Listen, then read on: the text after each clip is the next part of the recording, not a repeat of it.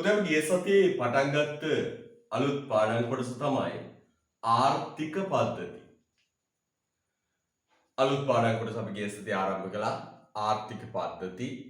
ඒකේ වීඩියෝ එක YouTube නාලිකාවට එදාම upload කරලා තියෙනවා. පුතේ අපක ආර්ථික පද්ධතියක් කියන්නේ මොකක්ද? නිර්වචනය මතක් කරලා අද දවසේ කොටස පටන් ගමු. අපක මෙන්න මෙහෙම. ලෝකයේ ඕනම රටක මිනිස්සුන්ගේ උවමනාවන් අසීමිතයි. අපි ගුවා අසීමිත මිනිස් උවමන. මේ අසීමිත වූ මිනිස් උවමනා තෘප්තිමත් කරන්න භාණ්ඩ හා සේවා හදන්න තියෙන සම්පත් සීමිතයි. සීමිත සම්පත්. නේද? අපි ගුවා මිනිස් උවමනා සීමිතයි සම්පත් සීමිතයි. අපි මේ දෙක සංසන්දනය කළ කිව්වා පුතේ සම්පත් මොකයිද? සම්පත් හිගකමකින් යුක්තයි. සම්පත් හිගයි. අපි ගොඩ සම්පත් හිගයි. හරිද? right. එහෙනම් අපි කියනවා පුතේ මොකක්ද?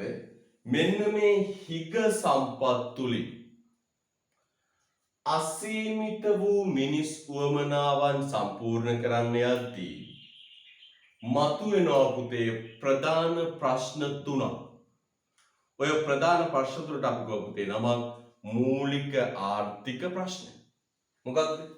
කුමක් කොතරම් නිපදවනවාද? කෙසේ නිපදවනවාද? කා සඳහා නිපදවනවාද? මෙන්න මේ මූලික ආර්ථික ප්‍රශ්න විසඳන්න මිනිසා විසින් නිර්මාණය කළ වැඩපිළිවෙල තමයි පුතේ ආර්ථික පද්ධතිය කියලා කියන්නේ. එහෙනම් සරලව කිව්වොත් මොකද පුතේ?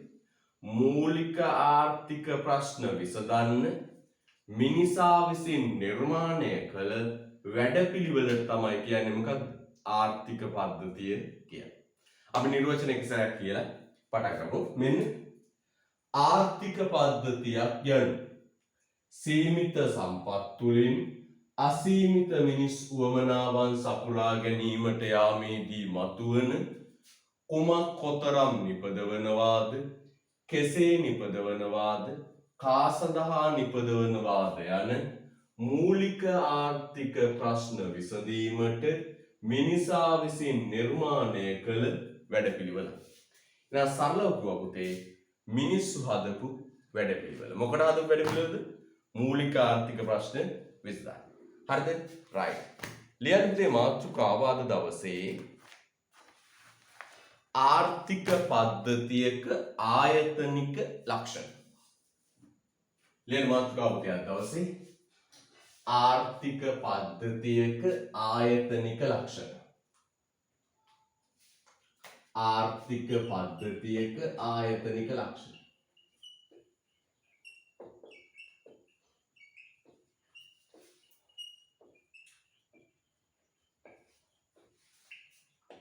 ලස්සන මාතෘකාව ලියන්න පුතේ අද දවසේ ආර්ථික පද්ධතියක ආයතනික ලක්ෂණ.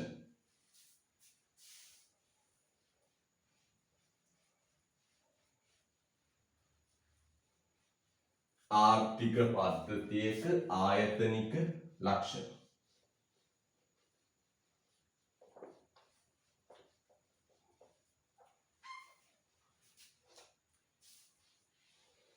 ආර්ථික පද්ධතියක ආයතනික ලක්ෂණ.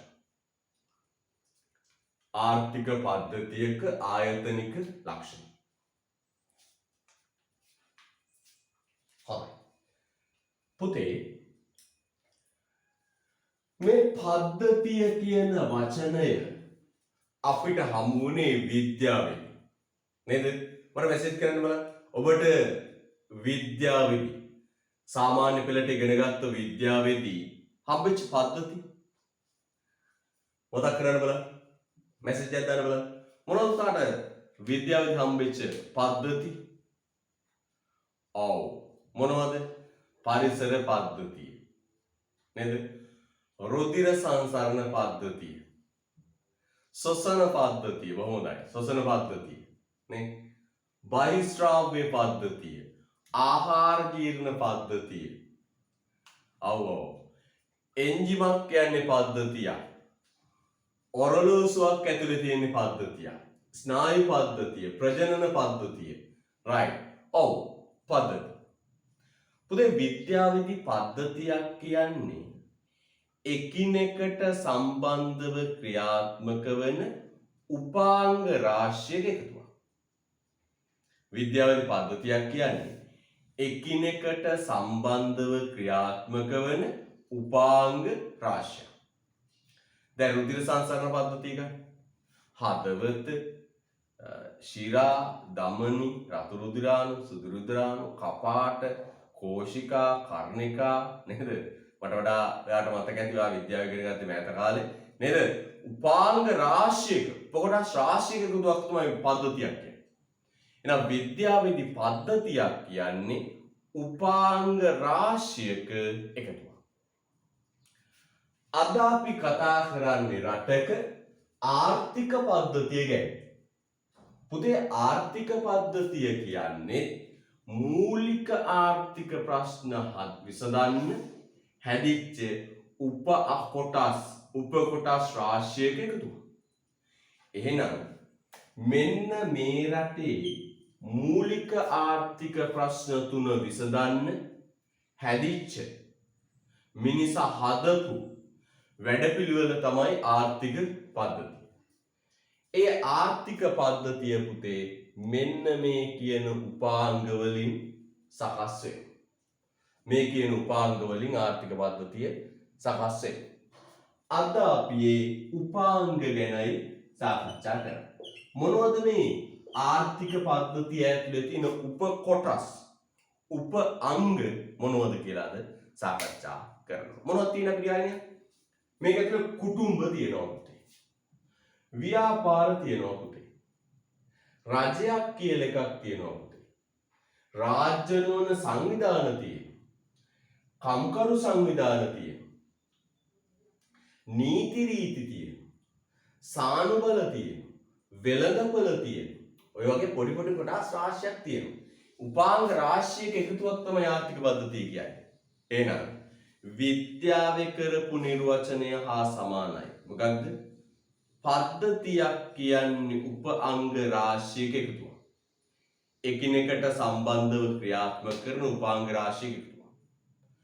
ආර්ථිකයකක් තියෙනවා පුතේ එකිනෙකට සම්බන්ධ වෙලා කටයුතු කරන උපකොටස් රාශියක්. අන්නේ උපකොටස් ටිකට කියනවා නම ආර්ථික පද්ධතියක ආයතනික ලක්ෂණ. හරිද? right. යා වචන ලියන්න වාක්‍ය ලියන්න.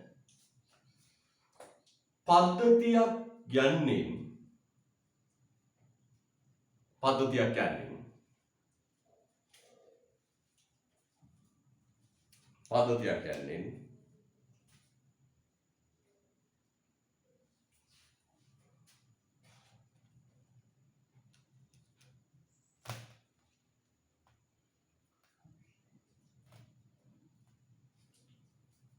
විද්‍යාවේදී අදහස් කරනුයේ පද්ධතියක් කියන්නේ විද්‍යාවේදී අදහස් කරනුයේ පද්ධතියක් කියන්නේ විද්‍යාවේදී අදහස් කරනුයේ පද්ධතියක් කියන්නේ විද්‍යාවේදී අදහස් කරනුයේ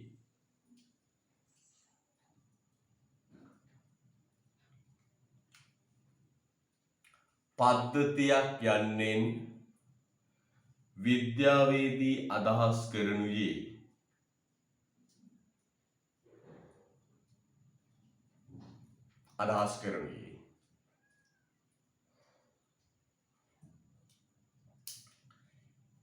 එකිනෙකට සම්බන්ධව ක්‍රියාත්මක වන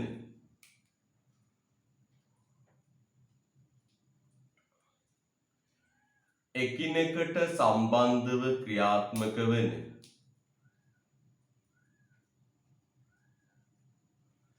එකිනෙකට සම්බන්ධව ක්‍රියාත්මක වන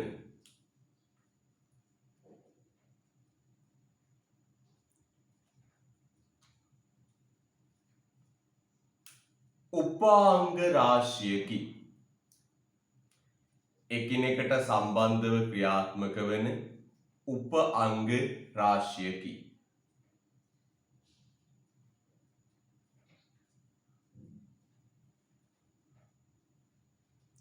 උපාංග රාශියකි. විද්‍යාව තුල පද්ධතියක් ලෙස අදහස් වන්නේ එකිනෙකට සම්බන්ධව ක්‍රියාත්මක වන උපාංග රාශියකි. left heading ආර්ථික පද්ධතියක්ද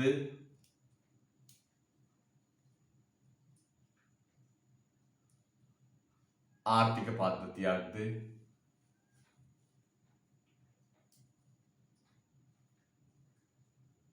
ආර්ථික පද්ධතියක්ද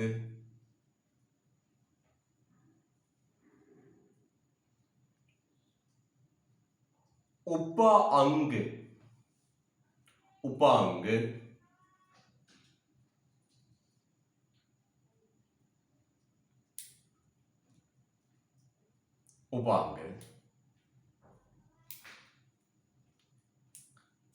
රාශියක එකතුවෙන් උපාංග රාශියක එකතුවෙන්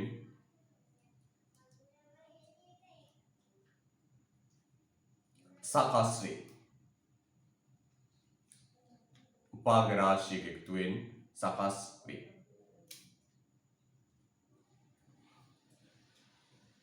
උපාංග රාශියක එකතුවෙන් සකස් වේ.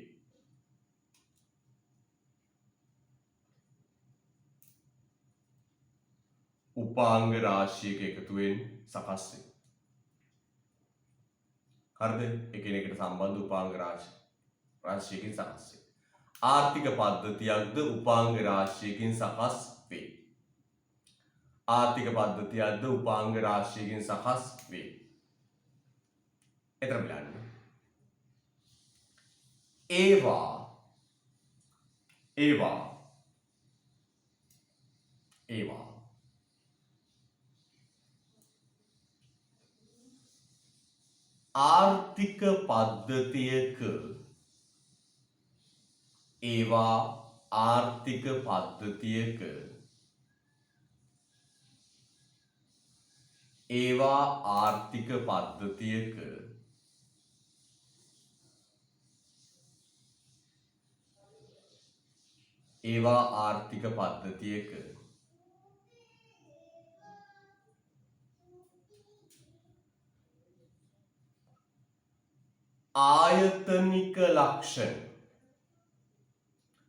ඒවා ආර්ථික පද්ධතියක ආයතනික ලක්ෂණ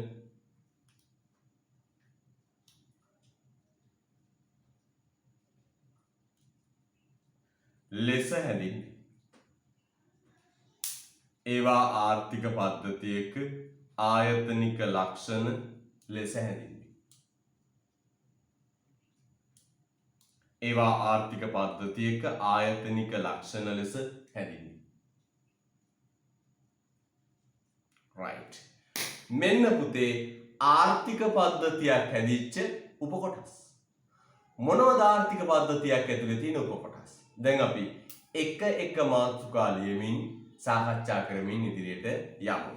right. දැන් මාතෘකාව පුතේ පළවෙනි එක කොටුම්බ. මෙන්න පුතේ රටක ආර්ථික පද්ධතියක් ඇතුලේ රටක මූලික ආර්ථික ප්‍රශ්න විසඳන වැඩපිළිවෙල ඇතුලේ තියෙන පළවෙනි එකේ කුටුම්බ. සරල වචනයක් වුවොත් පවුල් ඒකක. කුටුම්බ සරල වචනයක් වුවොත් පවුල් ඒකක. right. දැන් මොන නිර්වචනයක් ඕන? පවුලක් කියන්නේ මොකක්ද? කුටුම්බයක් කියන්නේ මොකක්ද? දැන් පුතාලා ගෙදර කියන්නේ මොකක්ද? අන්න පොඩි නිර්වචනයක් ඕන. පවුලක් කියන්නේ මොකක්ද? කුටුම්බයක් කියන්නේ මොකක්ද? නිර්වචනයක් ඕන. මෙහෙම කියනවා. කොහොමද? පවුල් ඒකකයක් කුටුම්බයක් කියන්නේ මෙන්න මේකයි. එක වහලක් යට එකට වෙසෙන අඩි. එක වහලක් යට. දැන් පුතාලා ගෙදර එක වහලක් නේද තියෙන්නේ? දැන් දරුවෙක් කියයි අපේ ගෙදර පුස්සියට වෙනම වහලක් තියෙනවා නේද? නෑ. පුතා අදහස් කරන්නේ මේ එක වහලක් යට එකට වෙසෙන. හරිද? එක වහලක් යට එකට හිටියයි කියලා පවුලක් වෙන්නේ. එනම් පුතා විශ්වවිද්‍යාලේ ගිය දවසක බෝඩිමක් අරගෙන බෝඩිමේ කට්ටිය එක වහලක් යට ඉන්නවා. එහෙම පවුලක් වෙනවද? නෑ. එහෙනම් බෝඩියේ සමාජිකයෝ ටික පවුලක් විදිහට සලකනවා. ඒක පවුලක් නෙවෙයි. එක වහලක් යට ඉන්න ඕන. ඒක පළවෙනි කොන්දේසිය. හැබැයි එක වහලක් යට ඉඳියයි කියලා ඒක පවුලක් වෙන්නේ නැහැ. දැන් නා පුතා දැන් විශ්වවිද්‍යාලේ ගිය දවසක යාළුවෝ ටික එකතු වෙලා බෝඩිමක් ගන්නවා. ගෙයක් අරගෙන ඒකේ ඉඳගෙන විශ්වවිද්‍යාලය යනවා. දැන් එක වහලක් යට ඉන්න කට්ටිය පවුලක්ද? නැහැ. එක වහලක් යට එකට වෙසෙන පොදු අයවැයකින් අවශ්‍යතා උවමනා සපුරා ගන්න. පොදු අයවැයකින් අවශ්‍යතා උවමනා සපුරා ගන්න. පුද්ගල කණ්ඩායමකට තමයි කියන්නේ පුතේ කුටුම්බයක් කියලා. කොහොමද පුතේ කුටුම්බයක් නිර්වචනය කරන්නේ?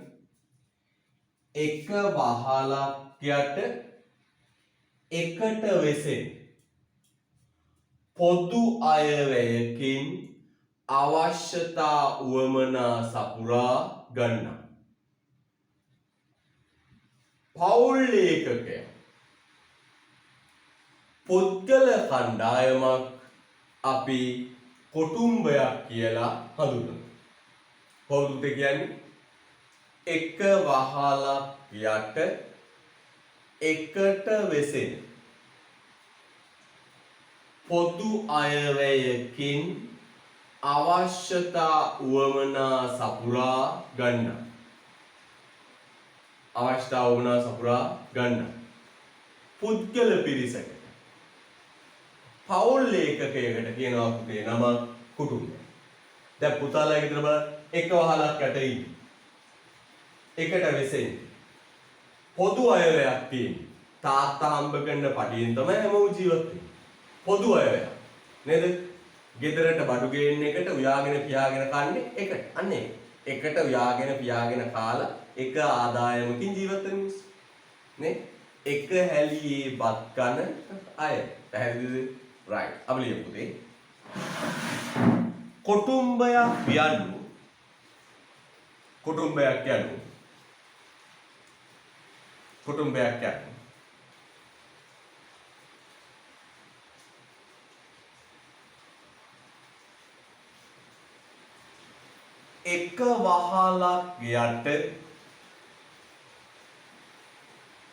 එක වහලක් යට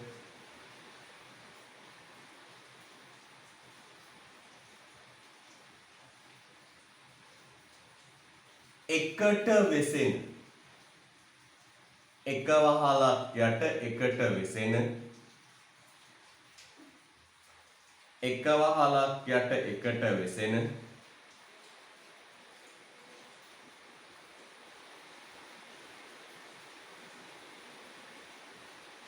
එක වහලක් යට එකට වෙසෙන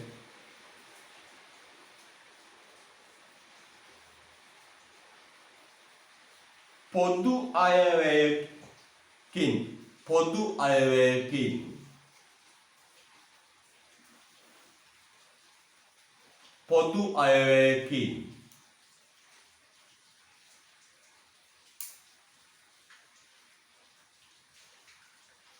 අවශ්‍යතා උවමනා සපුරා ගන්නා.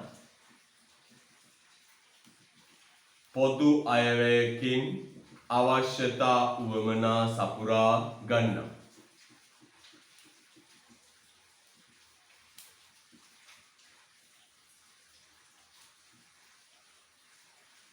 පොදු අයවැයකින් අවශ්‍යතා උවමනා සපුරා ගන්නා. පවුල් ඒකකයකි.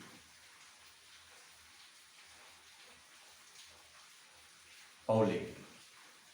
නායක කියන පුතේ කුටුම්බයක් යනු එක වහලක් යට වෙසෙන පොදු අයවැයකින් අවශ්‍යතා සපුරා ගන්නා පවුල් ඒකකයකි. ප්‍රථම වෙනතර ගන්න.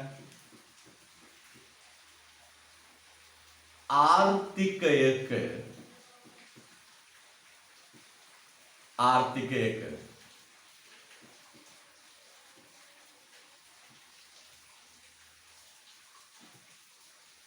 කුඩාම ඒකකය. ආර්ථිකයක කුඩාම ඒකකය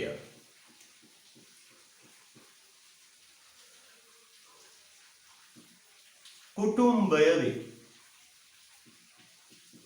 ආර්ථිකයක කුඩාම ඒකකය කුටුම්බ වේ. ආර්ථිකයක කුඩාම ඒකකය කුටුම්බය වේ. ආර්ථිකයක කුඩාම ඒකකය කුටුම්බය වේ. right. ආර්ථිකයක කුඩාම ඒකකය කුටුම්බය වේ. ආර්ථිකයක කුඩාම ඒකකය කුටුම්බය වේ. අය කියන පුතේ ආර්ථිකයක කුඩාම ඒකකය කුටුම්බය වේ. ආර්ථිකයක කුඩාම ඒකකය කුටුම්බය වේ. හරිද? right. ආර්ථිකයක කුඩාම ඒකකය කුටුම්බය වේ. මතක තියාගන්න පුතේ ආර්ථික විද්‍යාවේදී ආර්ථිකයක රටක කුඩාම ඒකකය පුද්ගලයා නෙවෙයි. කුඩාම ඒකකය පුද්ගලයා නෙවෙයි. මෙන්න මේ පවුල් ඒකකයි පුතේ. අපි කුඩාම ඒකකයේ විදිහට සලකන්නේ පුද්ගලයා නෙවෙයි. පවුල් ඒකක. අපි ආර්ථික විද්‍යාවේ යම් සංකල්ප ගණනය කරන්නේ පුතේ මේ පුද්ගලයෙක්ට අදාළව නෙවෙයි පවුලකට අදාළ. ජීවන වියදම වෙන්න පුළුවන් නේද? සහන ආධාරයක් වෙන්න පුළුවන්. ඒ වගේ දේවල් පුතේ අපි සලකන්නේ පුද්ගලයෙකුට අදාළව නෙවෙයි සලකා බලන්නේ කාට අදාළවද පුතේ? කුටුම්බයකට, පවුලකට අදාළ. එහෙනම් ආර්ථික විද්‍යාවේ තියෙන කුඩාම ඒකකය පුතේ කුටුම්බය, පවුලයි. හරිද? right. චූටි මාතෘකාවක් ලියන්න පුතේ ඒ යටතේම මෙන්න මෙහි.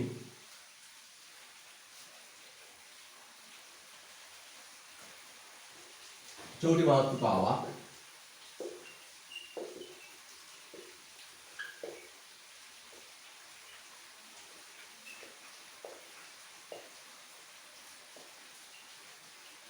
ආර්ථික පද්ධතියක් තුල කුටුම්බ ගනු ලබන තීරණ. ආර්ථික පද්ධතියක් තුල කුටුම්බ ගනු ලබන තීරණ. ලස්සට පුංචි අනුමාත්‍රකාවක් ලියන්න පුතේ. ආර්ථික පද්ධතියක් තුල කුටුම්බ ගනු ලබන තීරණ.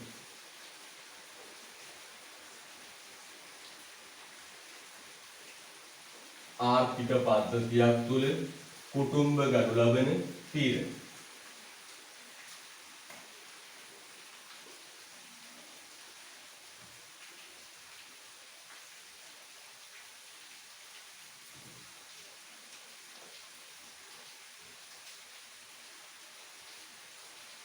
ආර්ථික පද්ධතියක් තුල කුටුම්බ ගනු ලබන තීරණ.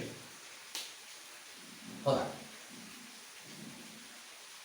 මොනවද පුතාලා ගෙවල් වල ගන්න තීරණ? ආර්ථික පද්ධතියක් ඇතුලේ තියෙන ප්‍රධානම ඒකකය නේද? ප්‍රධානම ආයතනික ලක්ෂණය තමයි කුටුම්බ.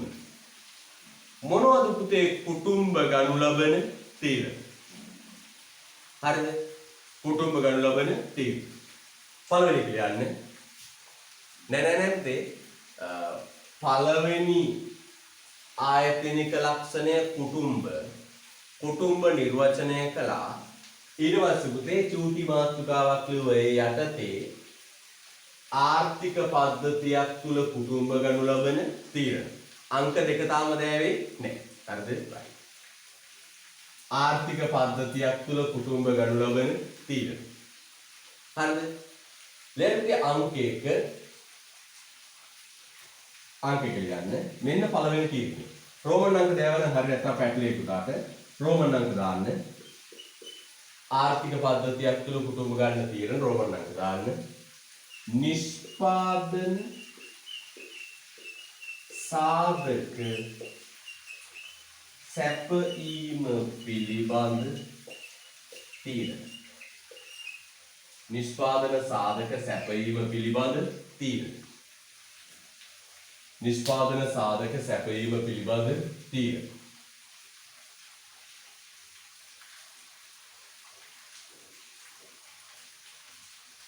නිෂ්පාදන සාධක සැපයීම පිළිබඳ තීරණ. නිෂ්පාදන සාධක සැපයීම පිළිබඳ තීරණ. කුටුම්බ ගන්න පළවෙනි තීරණය නිෂ්පාදන සාධක සැපයීම පිළිබඳ තීරණ. නිෂ්පාදන සාධක සැපයීම පිළිබඳ තීරණ. හොඳයි. මේ අහන්න නිෂ්පාදන සාධක සැපයීම පිළිබඳ තීරණ.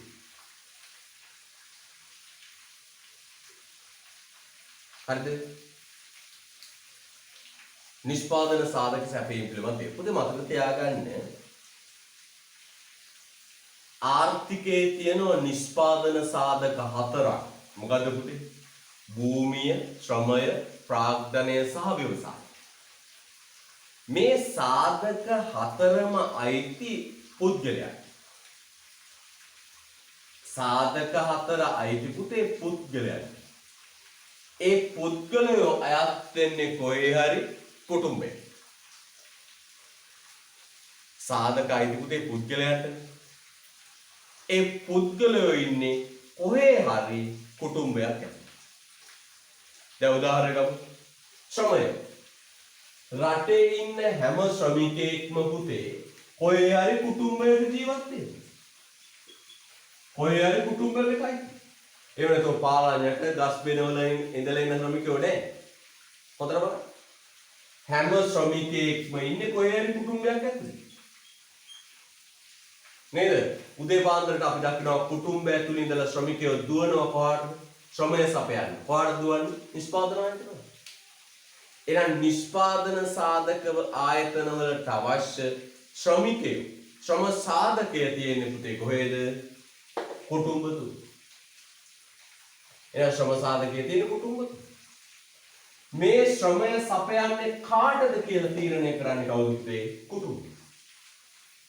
මේ මිනිස්සයා උදේ නැගිටලා ගිහිල්ලා මේ අය උදේ නැගිටලා ගිහිල්ලා ශ්‍රමය සපයන්නේ කාටද කියන එක තීරණය කරන්නේ කවුද? කුටුම්බ. දෙක ගන්න භූමි හැම භූමි සම්පතකම අයිතිය තියෙන පුද්ගලයෙක්. අපි කරන සාමාන්‍ය ගත්තොත් නිෂ්පාදනයේ සපයන භූමි සම්පත්තිය නිෂ්පාදකයෙක් ගන්න. පුතාලා ඉදලා ඊටම ඔක්කොම බලන්න තියෙන කාගලම පුතාලා තාත්තගේ නමට නේද? අන්න භූමි සම්පත් වල හිමිකාරීත්වය නේද? පුද්ගලයාට හිමි කරගන්න පුළුවන් භූමි සම්පත් වල හිමිකාරීත්වය තියෙන්නේ මිනිස්සු. ඒ මිනිස්සු ජීවත් වෙන කුටුම්බ තුල. ප්‍රාග්ධන හැම ප්‍රාග්ධන වත්කමකම අයිතිය පුතේ පුද්ගලයෙක් නමට තියෙන්නේ නේද? දෝසරයක් ගන්න, බස් එකක් ගන්න, කර්මාන්තශාලාවක් ගන්න, යන්ත්‍රයක් ගන්න, වාහනයක් ගන්න. අයිතිය තියෙන පුද්ගලයෙක් නම. ඒ අයිතිය සහිත පුද්ගලයා ඉන්නේ කොහෙද? කුටුම්බ තුල. හැම ව්‍යවසායකයෙක්ම කොහේ කුටුම්බයකයි? ලංකාවේ නම්බර 1 ව්‍යවසායකයා. ව්‍යාපාරිකයා කවුද? ධම්මික පෙරේරා මහතා. නේද? හොඳ මිනිස්සෙක්. බලන්න සාමාන්‍යයෙන් ධනයයි මනුස්සකමයි එක තැන තියෙන ඉතාලම අඩුවේ. හැබැයි ධම්මික පෙරේරා කියන්නේ අපේ රටේ ඉන්න හොඳ ව්‍යවසායකයෙක්, හොඳ මිනිස්සෙක්. එයා පහුගිය කාර්යය DP education කියලා නේද? දරුවන්ට ඉගෙන ගන්න වෙනම ක්‍රමවේදයක් ඇදුවා. නේද? අපි අගය කරන්න ඕනේ ඒවා. ව්‍යාපාරිකයෙක් එහෙම දෙයක් කරාම අපි ඒක අගය කළ යුතුයි. නේද? ධම්මික පෙරේරා මහත්මයා ඉන්නේ කොහේ හරි ගෙදරක.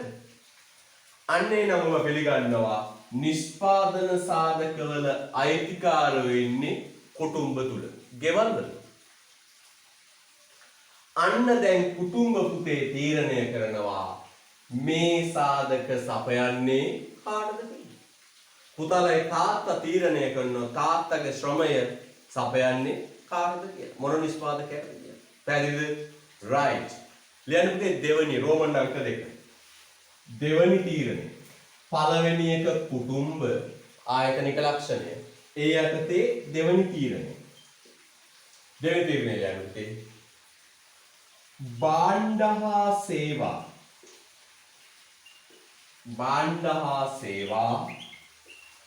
මිලදී ගැනීම පිළිබඳ තීරණ. භාණ්ඩ හා සේවා මිලදී ගැනීම පිළිබඳ තීරණ. භාණ්ඩ හා සේවා මිලදී ගැනීම පිළිබඳ තීරණ. භාණ්ඩ හා සේවා මිලදී ගැනීම පිළිබඳ තීරණ. භාණ්ඩ හා සේවා මිලදී ගැනීම පිළිබඳ තීරණ. මේ බලන්නකෝ පුතේ. භාණ්ඩ හා සේවා මිලදී ගැනීම පිළිබඳ තීරණ.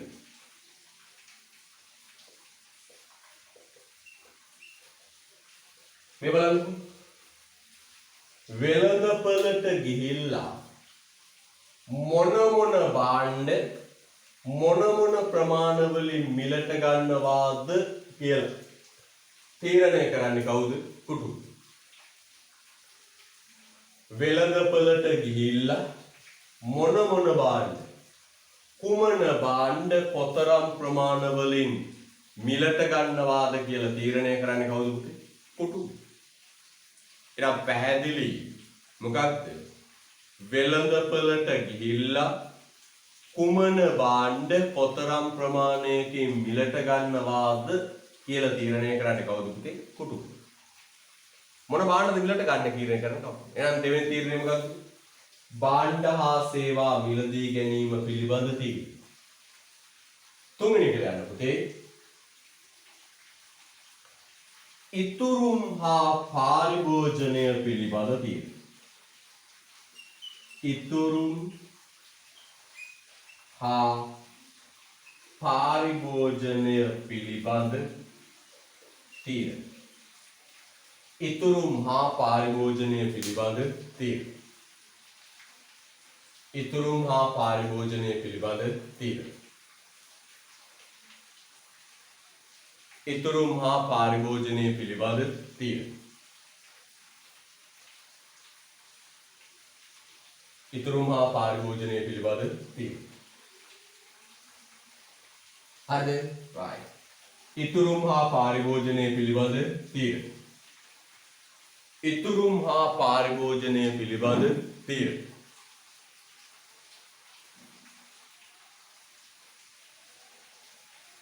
හරිද? එහෙනම් මොකක්ද? කුටුම්බ ගන්න තීරණ තුන. 1. නිෂ්පාදන සාධක සැපයීම පිළිබඳ තීරණ. 2. භාණ්ඩ හා සේවා මිලදී ගැනීම පිළිබඳ තීරණ. 3. ඉතුරුම් හා පාරිභෝජනය පිළිබඳ තීරණ. ඉතුරුම් හා පාරිභෝජනය පිළිබඳ තීරණ. දැන් මේ ගෙවල් පුතේ ඉතුරු කරනවනේ. ආදායමේ මෙන්න ආදායම රුපියල් 25000යි. ගෙදර වියදම 22000යි. අන්න ඉතුරුයි කොච්චරද පුතේ? මේ ගෙදර මිනිස්සු ඉතුරු කළා රුපියල් කීයක්ද? 3000ක් ඉතුරු කළා. ඉතුරු 3000. දැන් මේ ඉතුරුම් සම්බන්ධ තීරණ කොච්චර ප්‍රමාණයක් ඉතුරු කරනවද? මේවා මොන ආයතනවලද ඉතුරු කරන්නේ? නේද? මොන බැංකුවේද දාන්නේ? මොන ක්‍රමයේද ආයෝජනය කරන්නේ? ඒවා පිළිබඳ තීරණ. එනම් පුතේ ආයතනික ලක්ෂණයක් දෙයක් කිව්වා කුටුම්බ. නිර්වචනය කළා කුටුම්බ ආර්ථික පද්ධතියක් තුල ගන්න තීරණ දැක්කේ. හරිද? right. අපි යනවා පුතේ ආර්ථික පද්ධතියක දෙවනි ආයතනික ලක්ෂණයට.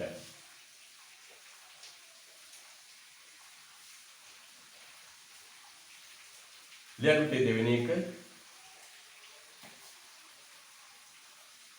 ව්‍යාපාරික අංශය. ලස්සනට කියන්නේ ව්‍යාපාරික අංශය. ලස්සනට වෙන්නේ කියන්නේ ව්‍යාපාරික අංශය.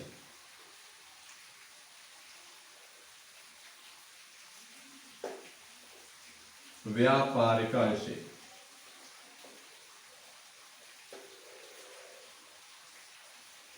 ව්‍යාපාරික අංශය. ව්‍යාපාරික අංශය. right. මම විනාඩියක් ගන්නවා අපිට දැනුවත් කිරීමක් කරන්න. ව්‍යාපාරික අංශයේ මාතෘකාව ලියලා අහන්න.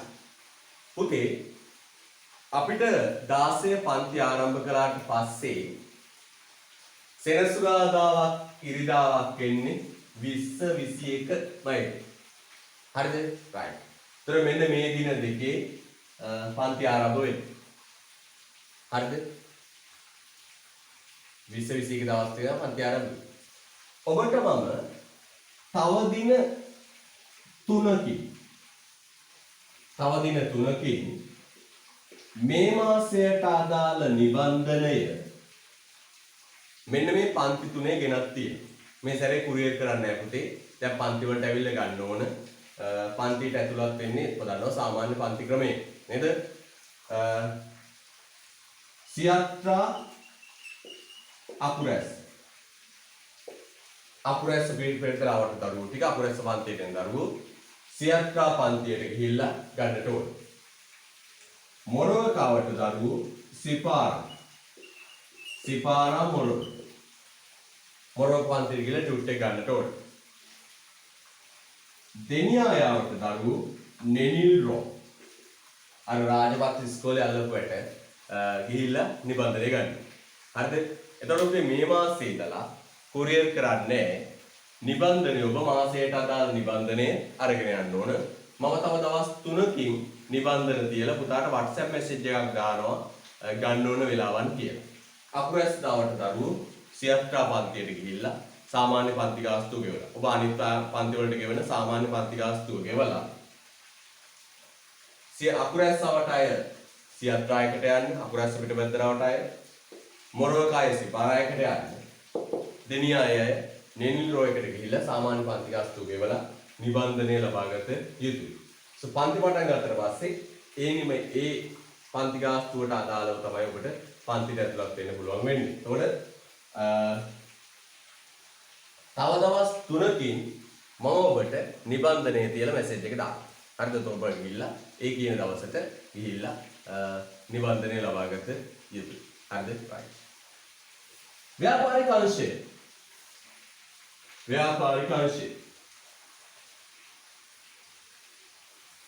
පුතේ අපි දන්නවා මේ අවශ්‍යතා උවමනා ඉටු කරන්නේ භාණ්ඩ හා සේවා නිෂ්පාදනය කරන මේ ආයතන වලට කියනවා මොකක්ද? ව්‍යාපාරික අංශය. නේද? දැන් අර ව්‍යාපාරඥයන් නම් නිර්වචනයක් දෙනවා ඔබට. මොකක්ද නිර්වචනය? මිනිස් අවශ්‍යතා වමනා ඉටු කිරීමට අදාළ ඕනෑම කටයුත්තක් ව්‍යාපාරයක් වේ. මතක් කරගන්න ඔගේ නිර්වචනය. මොකක්ද ව්‍යාපාරඥයන් ගන්න නිර්වචනය? ව්‍යාපාරයක් යනු මිනිස් අවශ්‍යතා වමනා ඉටු කිරීමට අදාළ ඕනෑම කටයුත්තක්. අන්න පුතේ මේ මිනිස්සුන්ගේ අවශ්‍යතා වමනා ඉටු කරන්නේ අවශ්‍ය භාණ්ඩ හා සේවා නිෂ්පාදනයේ යෙදෙන ආයතන වලට කියනවා ව්‍යාපාරික අංශය. ඒතර මේ ව්‍යාපාරික අංශය තමයි පුතේ මිනිස්සුන්ට අවශ්‍ය භාණ්ඩ හා සේවා නිෂ්පාදනය කරන්නේ. පැහැදිලිද? right.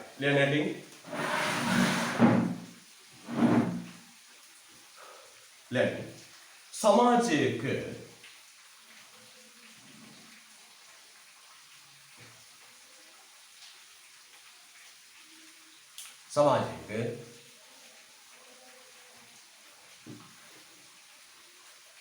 භාණ්ඩ හා සේවා නිෂ්පාදනය කිරීම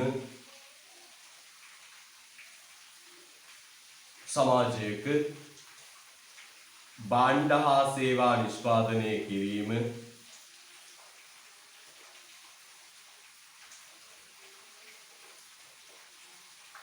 හා බෙදා හැරීම වෙනුවෙන් සමාජයක භාණ්ඩ හා සේවා නිෂ්පාදනය කිරීම හා බෙදා හැරීම වෙනුවෙන්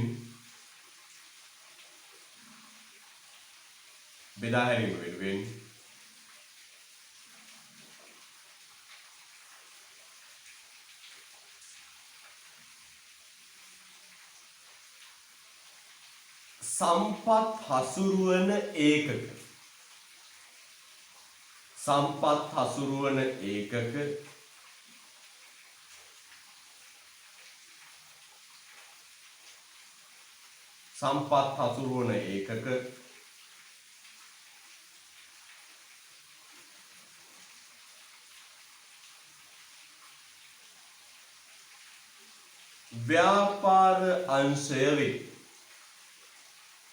व्यापार अंशය වේ.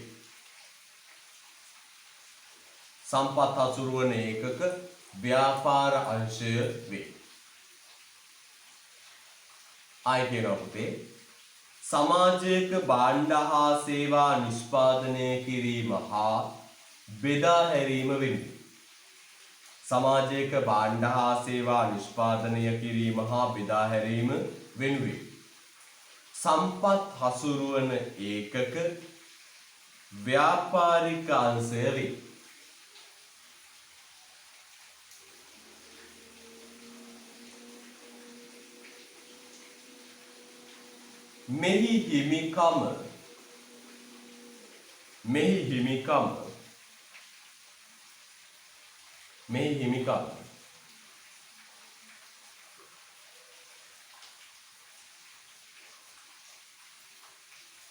මෙහි හිමිකම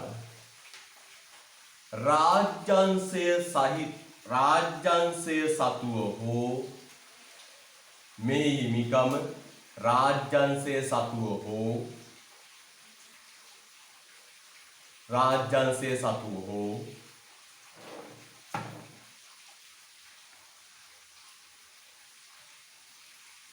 පෞද්ගලික අංශය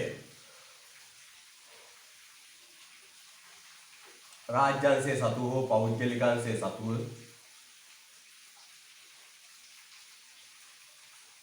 පැවතිය හැකියි.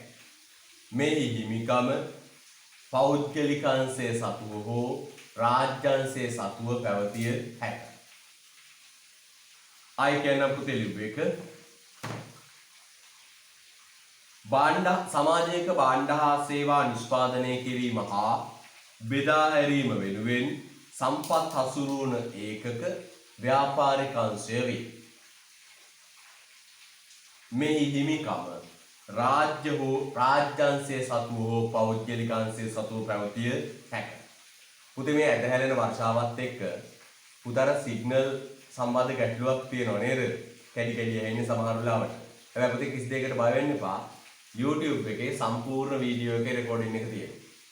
මම උගන්වලා පැය කීපයක් කියපු ගමන් ටක් ගාලා මේක YouTube එකට දානවා. පුංචි හරි අපහසුතාවක් තියෙනවා ඔබ YouTube එක බලන්න. හරිද? YouTube එක බැලුවා කියන්නේ කිසිම අඩුවක් නෑ පුතේ. ගොඩක් දරුවෝ YouTube එක බලනවා. පන්ති දෙන්නේ මේ ඔන්ලයින් පන්ති දෙන්නේ නැතුව YouTube එක බැලුවා. ප්‍රශ්නයක් නෑ. දෙකම එකයි. හරිද? right. එතකොට පුතේ මතක තියාගන්න ඕන මේ වගේ කාලගුණය ප්‍රබලව යහපත් වෙච්ච දවසක අපිට YouTube එකේ ගැන තමයි ලොකෝට විශ්වාස තියන්න පුළුවන්. මේ ඇහෙන්නේ නැහැ පුතේ. මට දරුවෝ මැසේජ් එවනවා. ඇහෙන්නේ නැහැ සර් ආයි කියන්නේ කියලා. මම කීප සැරයක් කියන්නෙත් ඒකයි. හැබැයි මේ කරදරේ 16 වෙනිදාන් පස්සේ ඉවරයි. හරිද? right. හොඳයි. චුටි අනුමානිකාවක් ලියන්න යටින් ව්‍යාපාරික අංශය ආර්ථික පද්ධතිය තුල ගනු ලබන තීරණ. ලස්සන චුටි අනුමානිකාවක් ලියන්න. व्यापारिक अंश आर्थिक पद्धतिय तुल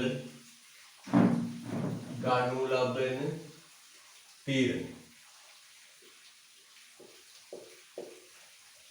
व्यापारिक अंश आर्थिक पद्धतिय तुल गणु लबन तीरण.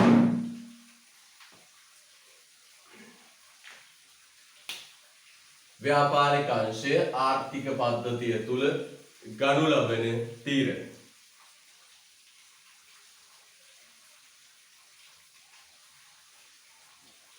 ව්‍යාපාරික අංශය ආර්ථික පද්ධතිය තුල ගනු ලබන තීරණ. ව්‍යාපාරික අංශය ආර්ථික පද්ධතිය තුල ගනු ලබන තීරණ. right. මොනවද පුතේ මේ ව්‍යාපාර ආයතන ගන්න තීරණ? මෙන් මේ භාණ්ඩ හා සේවා නිපදවන ව්‍යාපාරික ආයතන මොනවද පුතේ ගන්න තීරණ? භාණ්ඩ හා සේවා නිපදවන මේ ව්‍යාපාරික ආයතන ගනු ලබන තීරණ මොනවද? මොනවද ගන්න තීරණ? පළවෙනි කියන්නේ පුතේ මෙන්න පළවෙනි තීරණ. රෝමන් අංක 1. කවර භාණ්ඩ කොපමණ ප්‍රමාණයක් කවර භාණ්ඩ කොපමණ ප්‍රමාණයක් නිපදවනවාද යන්න තීරණය කිරීම. කවර භාණ්ඩ කොපමණ ප්‍රමාණයක් නිපදවනවාද යන්න තීරණය කිරීම. කවර භාණ්ඩ කොපමණ ප්‍රමාණයක් නිපදවනවාද යන්න තීරණය කිරීම.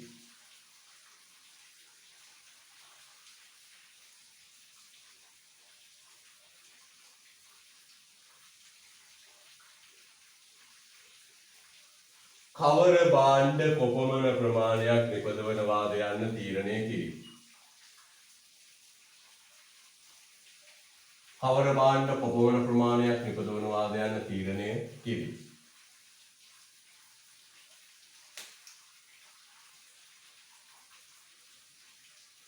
කවර භාණ්ඩ කොපමණ ප්‍රමාණයක් නිපදවනවාද යන්න තීරණය කිරීම.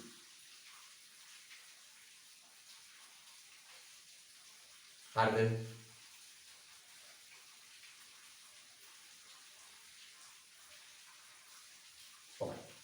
පුතේ මොන භාණ්ඩද හදන්නේ? ඒ කොච්චර ප්‍රමාණයකින්ද කියලා තීරණය කරන්න ව්‍යාපාරිකයෝ. හදන්නේ මොනවද? ඒ කොච්චර ප්‍රමාණයකින්ද තීරණය කරන්න ව්‍යාපාරිකයෝ. පොත්පත් කොච්චර හදනවද? ඒ පොත් කොච්චර ප්‍රමාණයකින්ද කියලා තීරණය කරන්නේ ඇට්ලස් මුදලාලි. ඇට්ලස් ව්‍යාපාර. එනම් පුතේ මොන භාණ්ඩද හදන්නේ ඒක කොච්චර ප්‍රමාණයකින්ද කියලා තීරණය කරන්නේ පුතේ කවුද? ව්‍යාපාරික ආයතන. හරිද? right. දෙවෙනි කියන්නේ පුතේ මෙන්න දෙවෙනි තීරණය. කෙසේ නිපදවිය යුතුද යන්න තීරණය කිරීම. කෙසේ නිපදවිය යුතුද යන්න තීරණය කිරීම. කෙසේ නිපදවිය යුතුද යන්න තීරණය කිරීම.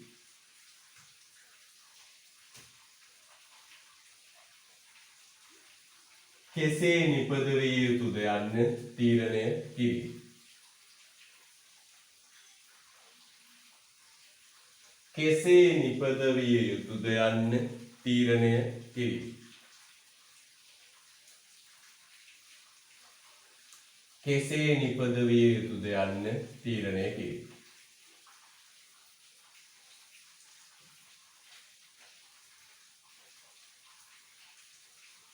කෙසේ නිපදවිය යුතුද යන්න තීරණය කිරීම. හදන්නේ කොහොමද කියලා තීරණය කරනවා. අපි දන්නවනේ භාණ්ඩයක් හදන්න පුළුවන් ශිල්ප ක්‍රම දෙකයි. මොකක්ද මේ ශිල්ප ක්‍රම දෙක? ශ්‍රමිකයෝ දාලා හැදුවොත් වැඩිපුර ශ්‍රම සූක්ෂම නිෂ්පාදන ශිල්ප ක්‍රමය. ප්‍රාග්ධනය නැත්නම් යන්ත්‍ර සූත්‍ර වැඩිපුර දාවොත් ප්‍රාග්ධන සූක්ෂම නිෂ්පාදන ශිල්ප ක්‍රමය. එහෙනම් භාණ්ඩය හදන්න පාවිච්චි කරන්න පුළුවන් නිෂ්පාදන ශිල්ප ක්‍රම අතරින් මොන ශිල්ප ක්‍රමයකද භාණ්ඩය නිපදවන්නේ කියලා තීරණය කරන්නේ කවුද? නිෂ්පාදකවරයා. එහෙනම් බලන්න පුතේ. කවර භාණ්ඩ කොපමණ ප්‍රමාණයකින් නිපදවනවාද? තීරණය කරන්න නිෂ්පාදන ආයතන කෙසේ නිපද විය යුතුද යන්නේ. ශ්‍රම සූක්ෂමද ප්‍රාග්ධන සූක්ෂමද කියන එක තීරණය කරන්නේ නිෂ්පාදන ආයතන. තුන්වෙනි කියන්නේ සාධක මිලදී ගැනීම හා සම්බන්ධ තීරණ. සාධක මිලදී ගැනීම හා සම්බන්ධ තීරණ. සාධක මිලදී ගැනීම හා සම්බන්ධ තීරණ.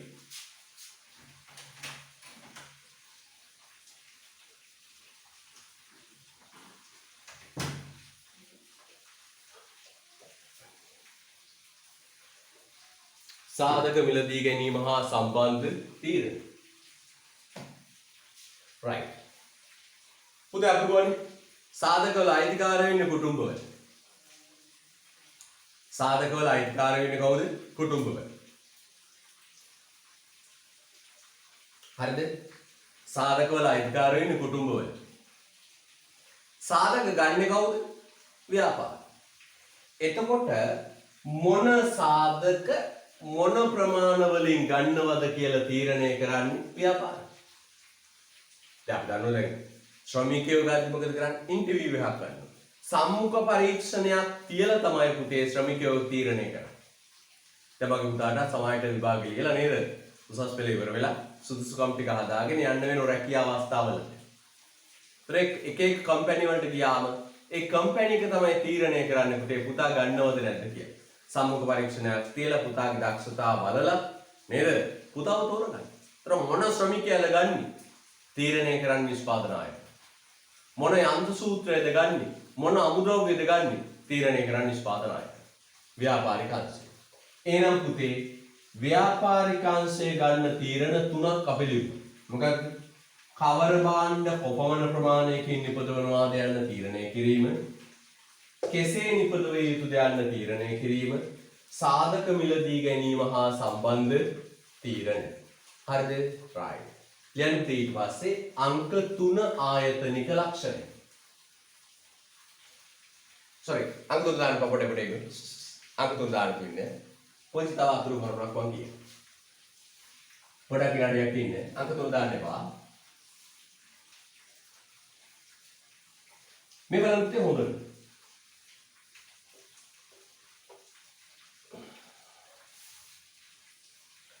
දැන් මට ඕන මේ කුටුම්බයි ව්‍යාපාරයි අතර තියෙන සම්බන්ධය පුතේ පුංචි සටහනකින් පෙන්වන්න පුළුවන්. කුටුම්බයි ව්‍යාපාරය අතර තියෙන සම්බන්ධය පුතේ මට ඕන පුංචි සටහනකින් පෙන්වන්න පුළුවන්. මෙන්න කුටුම්බාංශය. කුටුම්බාංශය. මේ තියෙන කුටුම්බාංශය.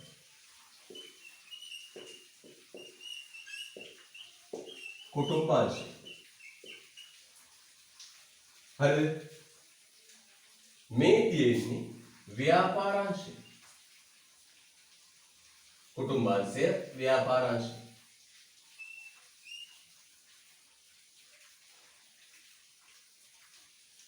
කුටුම්බාංශය ඒක ව්‍යාපාරාංශය.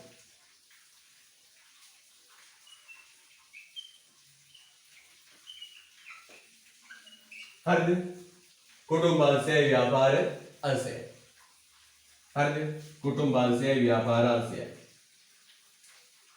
පුතේ අපි ඉස්සෙල්ලා කුටුම්බ සතුව තමයි සාධක කියන්නේ.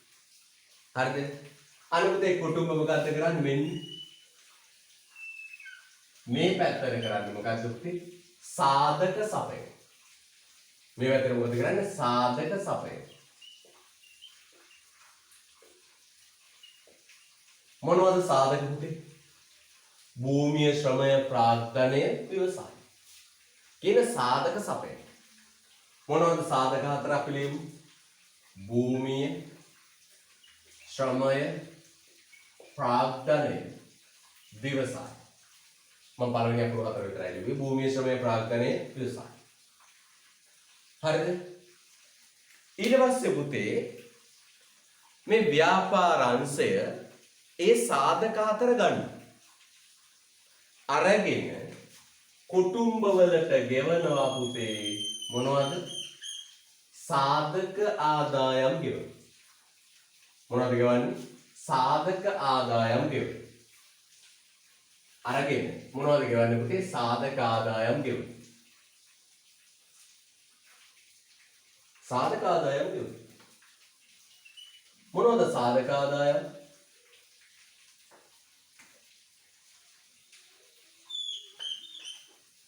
සාධක ආදායම් ගෙවන. එක එක සාධකයට ආදායම් ගෙවන. මොනවද පුතේ ගෙවන්නේ? ශ්‍රමය අරන් ගෙවන වැටුප.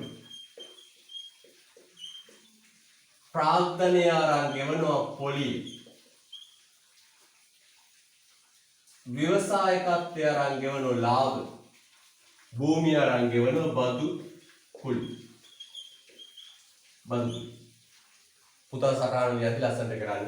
එක රේඛාවක් මේ රේඛාව ගහලා යන්න. සාධක ආදායම් වැටුප් පොලි බදු කුලි ලාභ. ඔන්න කරන දේ. මොකද කරන්නේ? කුටුම්බ සාධක සපය. මොනවද උත්තේ සාධක? භූමිය, ශ්‍රමය, ප්‍රාග්ධනය, ව්‍යවසාය. ඒ සාධක අතර ගන්න කුටුම්බ හරිද? ඒ සාධක අතර ගන්න කුටුම්බ සාධක අරන් සාධකවල අයිතිකාරයන්ට දෙනවා සාධක ආදායම්. මොනවද? ශ්‍රමය අරන් දෙනවා වැටුප. භූමිය අරන් දෙනවා බදු කුලි. ව්‍යවසායකත්වය අරන් දෙනවා ලාභ. භූමිය අරන් දෙනවා බදු කුලි. එහෙනම් සාධක සැපයීම, සාධක ආදායම් ලැබීම. ඊට පස්සේ මේ නිෂ්පාදන ව්‍යාපාර ආයතන හරිද? මේ නිෂ්පාදන ව්‍යාපාර ආයතන පුතේ අර සාධක අරගෙන භාණ්ඩ හා සේවා නිපදවනවා. මේ ව්‍යාපාර ආයතන මොකද කරන්නේ පුතේ? අර භූමිය, ශ්‍රමය, ප්‍රාග්ධනය, ව්‍යවසාය අරගෙන සාධක සපේ. මේ භාණ්ඩ හදනවා. පාන් හදනවා, පිටි හදනවා. නේද? භාණ්ඩ හදනවා. භාණ්ඩ හදලා පුතේ අන්න කුටුම්බ වලට සපේ. භාණ්ඩ හා සේවා සැපයි. භාණ්ඩ හා සේවා සපයන මෙන්න ඊතන. කුටුම්බ මොකද්ද කරන්නේ? Taman ළඟ දැන් සල්ලි තියෙනවා. කොහෙන් හම්බෙච්ච සල්ලිද? සාධක සපයලා ගත්ත සල්ලි තියෙනවා. නේ? කුටුම්බ ළඟ දැන් සල්ලි තියෙනවා. මුදල් තියෙනවා. කොහොම හම්බෙච්ච මුදල්ද පුතේ? සාධක සපයලා ගත්ත මුදල්. අන්න පුතේ ඒ මුදල් පාවිච්චි කරලා මේ පැත්තට භාණ්ඩ හා සේවා මිලදී ගන්න. භාණ්ඩ සේවා මිලදී ගැනීම. මේක කියන භාණ්ඩ හා සේවා මිලදී ගැනීම. හරි ෂෝක් වැඩක් වෙන්නේ නේද? ඔය බලන්න. සාධක සපයනවා සාධක ආදායම් ලබනවා. කුටුම්බ සාධක සපයනවා සාධක ආදායම් ලබනවා. දැන් පුතාලා ගෙදර තාත්තා ශ්‍රමය සපයනවා වැටුප ගන්න. දැන් මෙතන තියෙන වැටුප නේද? සල්ලි ඉදලා තියෙනවා. කොහෙන් අපි සල්ලිද? කුටුම්බ ගාව තියෙන කාගේ සල්ලිද කොහෙද? කොහෙන් ආපු සල්ලිද? සාධක සපයලා ගත්ත සල්ලි තියෙනවා. පුතාලා ගෙදර සල්ලි තියෙනවා. ඒ තියෙන්නේ කොහෙන් ආපු සල්ලිද පුතේ? සාධක සපයලා ගත්ත සල්ලි. ඊට පස්සේ මොකද කරන්නේ? ව්‍යාපාර භාණ්ඩ හා සේවා හදලා ව්‍යාපාර භාණ්ඩ හා සේවා හදලා කුටුම්බ වලට දෙන්න. කුටුම්බ ඒවා මිලදී ගන්න. බලන්න සාධක සපයන සාධක ආදායම් ගන්න. භාණ්ඩ සපයන ඒවා මිලදී ගන්න. මේ සටහනට කියනවා පුතේ නම කුටුම්බ ව්‍යාපාර. කුටුම්බ ව්‍යාපාර අතර වන චක්‍රීය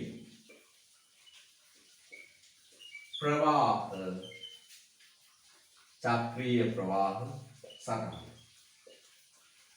කුටුම්බ ව්‍යාපාර අතර වන චක්‍රීය ප්‍රවාහ සටහන. ඔන්න ඔක තමයි වෙන්නේ ආර්ථිකය තුළ. එතන කුටුම්බ වල සාධක සපයලා සාධක ආදායම් ගන්න. ව්‍යාපාර පුතක භාණ්ඩ හා සේවා නිෂ්පාදනය කළා සපයලා ඒවා මිලදී ගන්න. මේ සම්පූර්ණ සටහනට කියනවා පුතේ කුටුම්බ ව්‍යාපාර ආයතන අතර වන චක්‍රීය ප්‍රවාහ සටහන. ආයි කියලා දෙන්න පුතේ ආයිදරුවේ කියනවා මෙන්න කුටුම්බ සතුව තමයි පුතේ සාධක තියෙන්නේ. භූමිය ශ්‍රමය ප්‍රාග්ධනයේ ව්‍යවසායයේ තියෙන කුටුම්බ සතුව. කුටුම්බ පුතේ ඒ සාධක ටික සපයන. මෙන්න මේ ඉතල සාධක සපයන. කුටුම්බ තමන් සතු සාධක සපයන. මොනවද පුතේ සාධක? භූමිය ශ්‍රමය ප්‍රාග්ධනයේ ව්‍යවසාය. මම කෙටි කරලා තනිය අකුරු ලිව්වේ. භූමිය ශ්‍රමය ප්‍රාග්ධනයේ ව්‍යවසායයේ තියෙන සාධක ටික සපයන. ඒ සාධක සපයලා පුතේ නිකන් සපයන්නේ නෑ. එක එක සාධකයට ආදායම් ගෙවු. ශ්‍රමය ආරම්භ දෙනවා වැටුප. ශ්‍රමය අරගෙන වැටුප දෙනවා. ප්‍රාග්ධනය අරගෙන පොලිය දෙනවා. ව්‍යවසායකත්වයට ලාභ දෙනවා. භූමියට බදු කුලිය දෙනවා. එහෙනම් සාධක සැපයුවා සාධක ආදායම් ලැබුවා. දැන් කුටුම්බ ගාව සල්ලි තියෙනවා. කුටුම්බ ගාව සල්ලි තියෙනවා. ව්‍යාපාර ආයතනවල භාණ්ඩ තියෙනවා. කුටුම්බවල සල්ලි තියෙනවා ව්‍යාපාර ආයතනවල භාණ්ඩ තියෙනවා. දැන් මොකද කරන්නේ? ව්‍යාපාර තමන් අදපු භාණ්ඩ සපයන. කාට සපයන? කුටුම්බ වලට. කුටුම්බ වලට. ඊට පස්සේ කුටුම්බ අර ආදායම් පාවිච්චි කරලා ඒවා මිලදී ගන්න. මෙන්න මේකට කියනවා කුටුම්බ ව්‍යාපාර ආයතන කුටුම්බ ව්‍යාපාර අතර වන චක්‍රීය ප්‍රවාහ සටහන. හරිද? මේවල ශ්‍රමය සපයනවා වැටුප ගන්න. බේකරියේ පාන් හදන. පාන් සපයලා මුදල් ගන්න. හරිද? දැන් මම නම් ඇදුම් සටහන කැතයි නේද? ඒක ලස්සන නෑ. පුතා මේක ලස්සනට දාගන්න. මේ විදිහට පාට දෙකක් පාවිච්චි කරලා ලස්සනට දාගන්න පුතේ.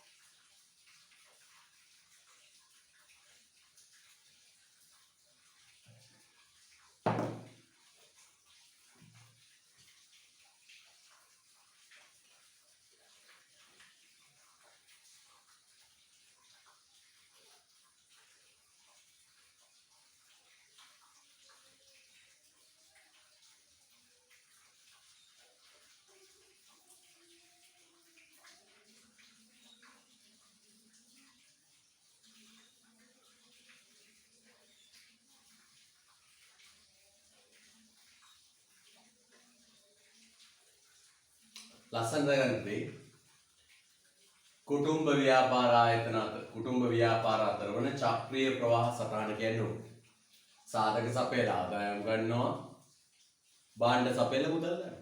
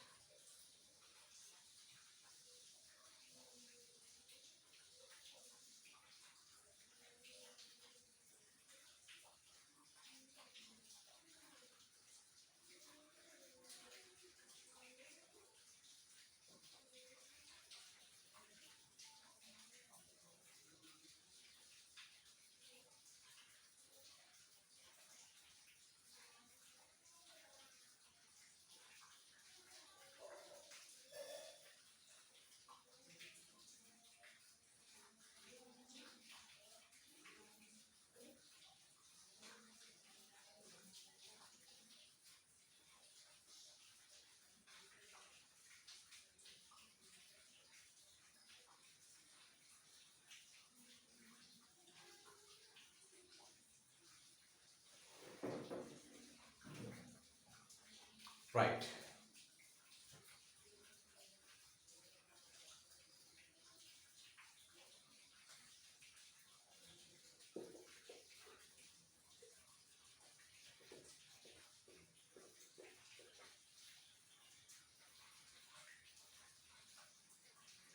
ඉවරයිද පුතේ?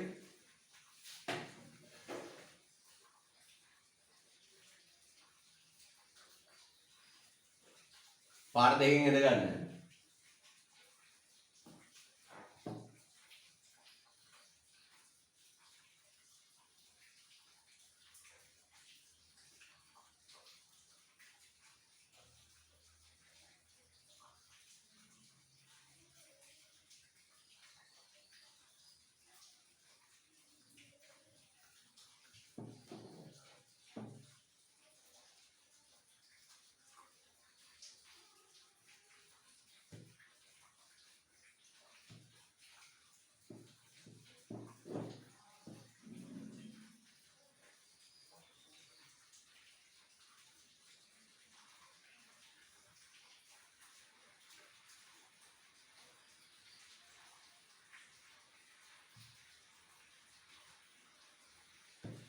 හරි.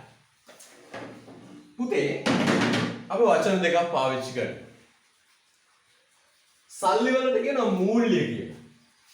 සල්ලි නැත්නම් මුදල් වලට අපි කියන්නේ මොකක් කියලාද පුතේ? මූල්‍ය කියලා කියන්නේ. මූල්‍ය කියන්නේ හදන්නේ මූල්‍යවත්කම් මූල්‍ය කියන්නේ පුතේ මුදල්. ද්‍රව්‍ය වලට කියනවා මූර්ත කියලා. මොන ද්‍රව්‍ය කියන්නේ? භාණ්ඩ සාධක වගේ ද්‍රව්‍ය නේද? භාණ්ඩ සාධක වගේ ද්‍රව්‍ය වලට කියනවා පුතේ නමක් මූර්ත. එහෙනම් වචන දෙකක් ඉගෙන ගන්න. මොකද වචන දෙක? කාසිනෝට්ටු එතන සල්ලි මුදල් වලට කියන්නේ මොකක්ද? මූල්‍ය. මූල්‍ය. හරිද? භාණ්ඩ වලට සාධක වලට කියනවා නමක් මූර්ත කියලා. ද්‍රව්‍ය සල්ලි මූල්‍ය භාණ්ඩ සාධක වගේ ද්‍රව්‍ය වලට කියනවා මූර්ත. තේරුණාද පුතේ? right. මූර්ත. පුතේ බලන්න හොඳට. දැන් මම මේ ප්‍රවාහ සටහන රේඛා දෙක පාට පාටින් යන්නේ. සල්ලි එහෙම යන ඒවට කියනවා මූල්‍ය ප්‍රවාහ. සාධකයි භාණ්ඩයි එහෙම යන ඒවට කියන මූල්‍ය ප්‍රවාහ. මම නිල් පැහැයෙන් දක්වපු මේ රේඛා දෙක බලන්න. මම නිල් පැහැයෙන් දක්වපු රේඛා දෙක බලන්න. මම මේ නිල් පාටින් දක්වපු රේඛා දෙක බලන්න. නිල් පාටින් දක්වපු රේඛා දෙක බලන්න.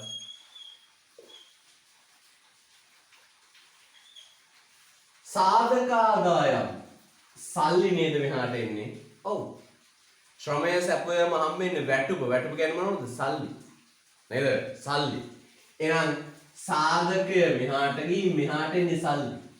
පුතාලයි තාත්තා සාධකය සපයලා ගෙදරට ගේන්නේ මොනවද? මුදල්. පඩිය ගේන්නේ. සාධකය සපයලා අනිත් පැත්තට ගේන්නේ මොනවද? මුදල්. ඒ වගේම බලන්න හොදට මෙවැනි කුටුම්බය භාණ්ඩ හා සේවා මිලදී ගන්න මොනවද දෙන්නේ? මුදල් දෙන්න.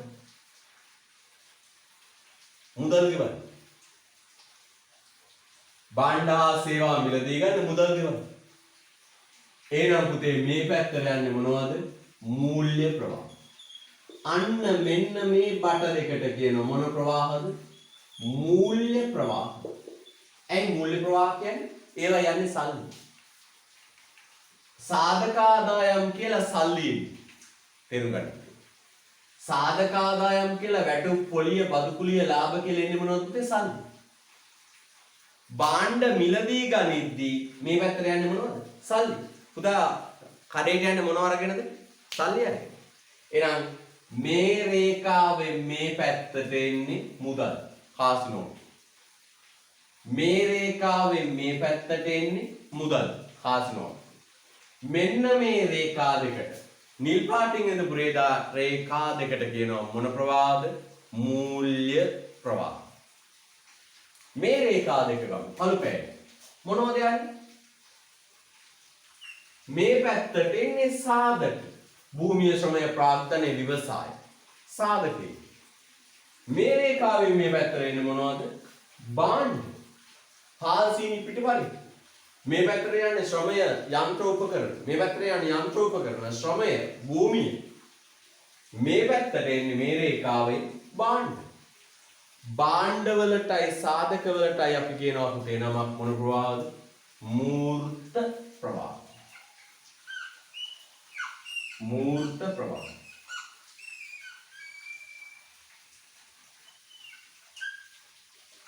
මූර්ත ප්‍රවාහ.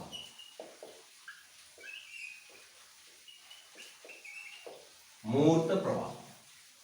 හරිද? ඒක සටහන් කරගන්න පුතේ. ඒ පාටින්ම දාගන්න.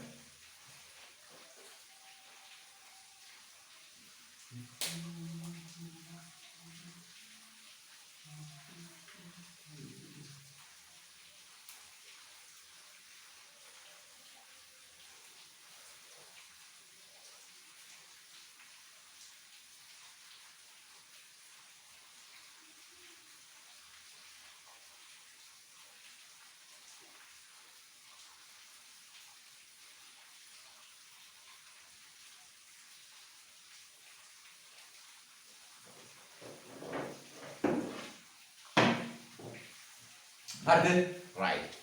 හරිද පුතේ? හොඳයි හොඳයි. ලියන්න මාතෘකාව පුතේ. ඊළඟට ලියන්න අංක 3.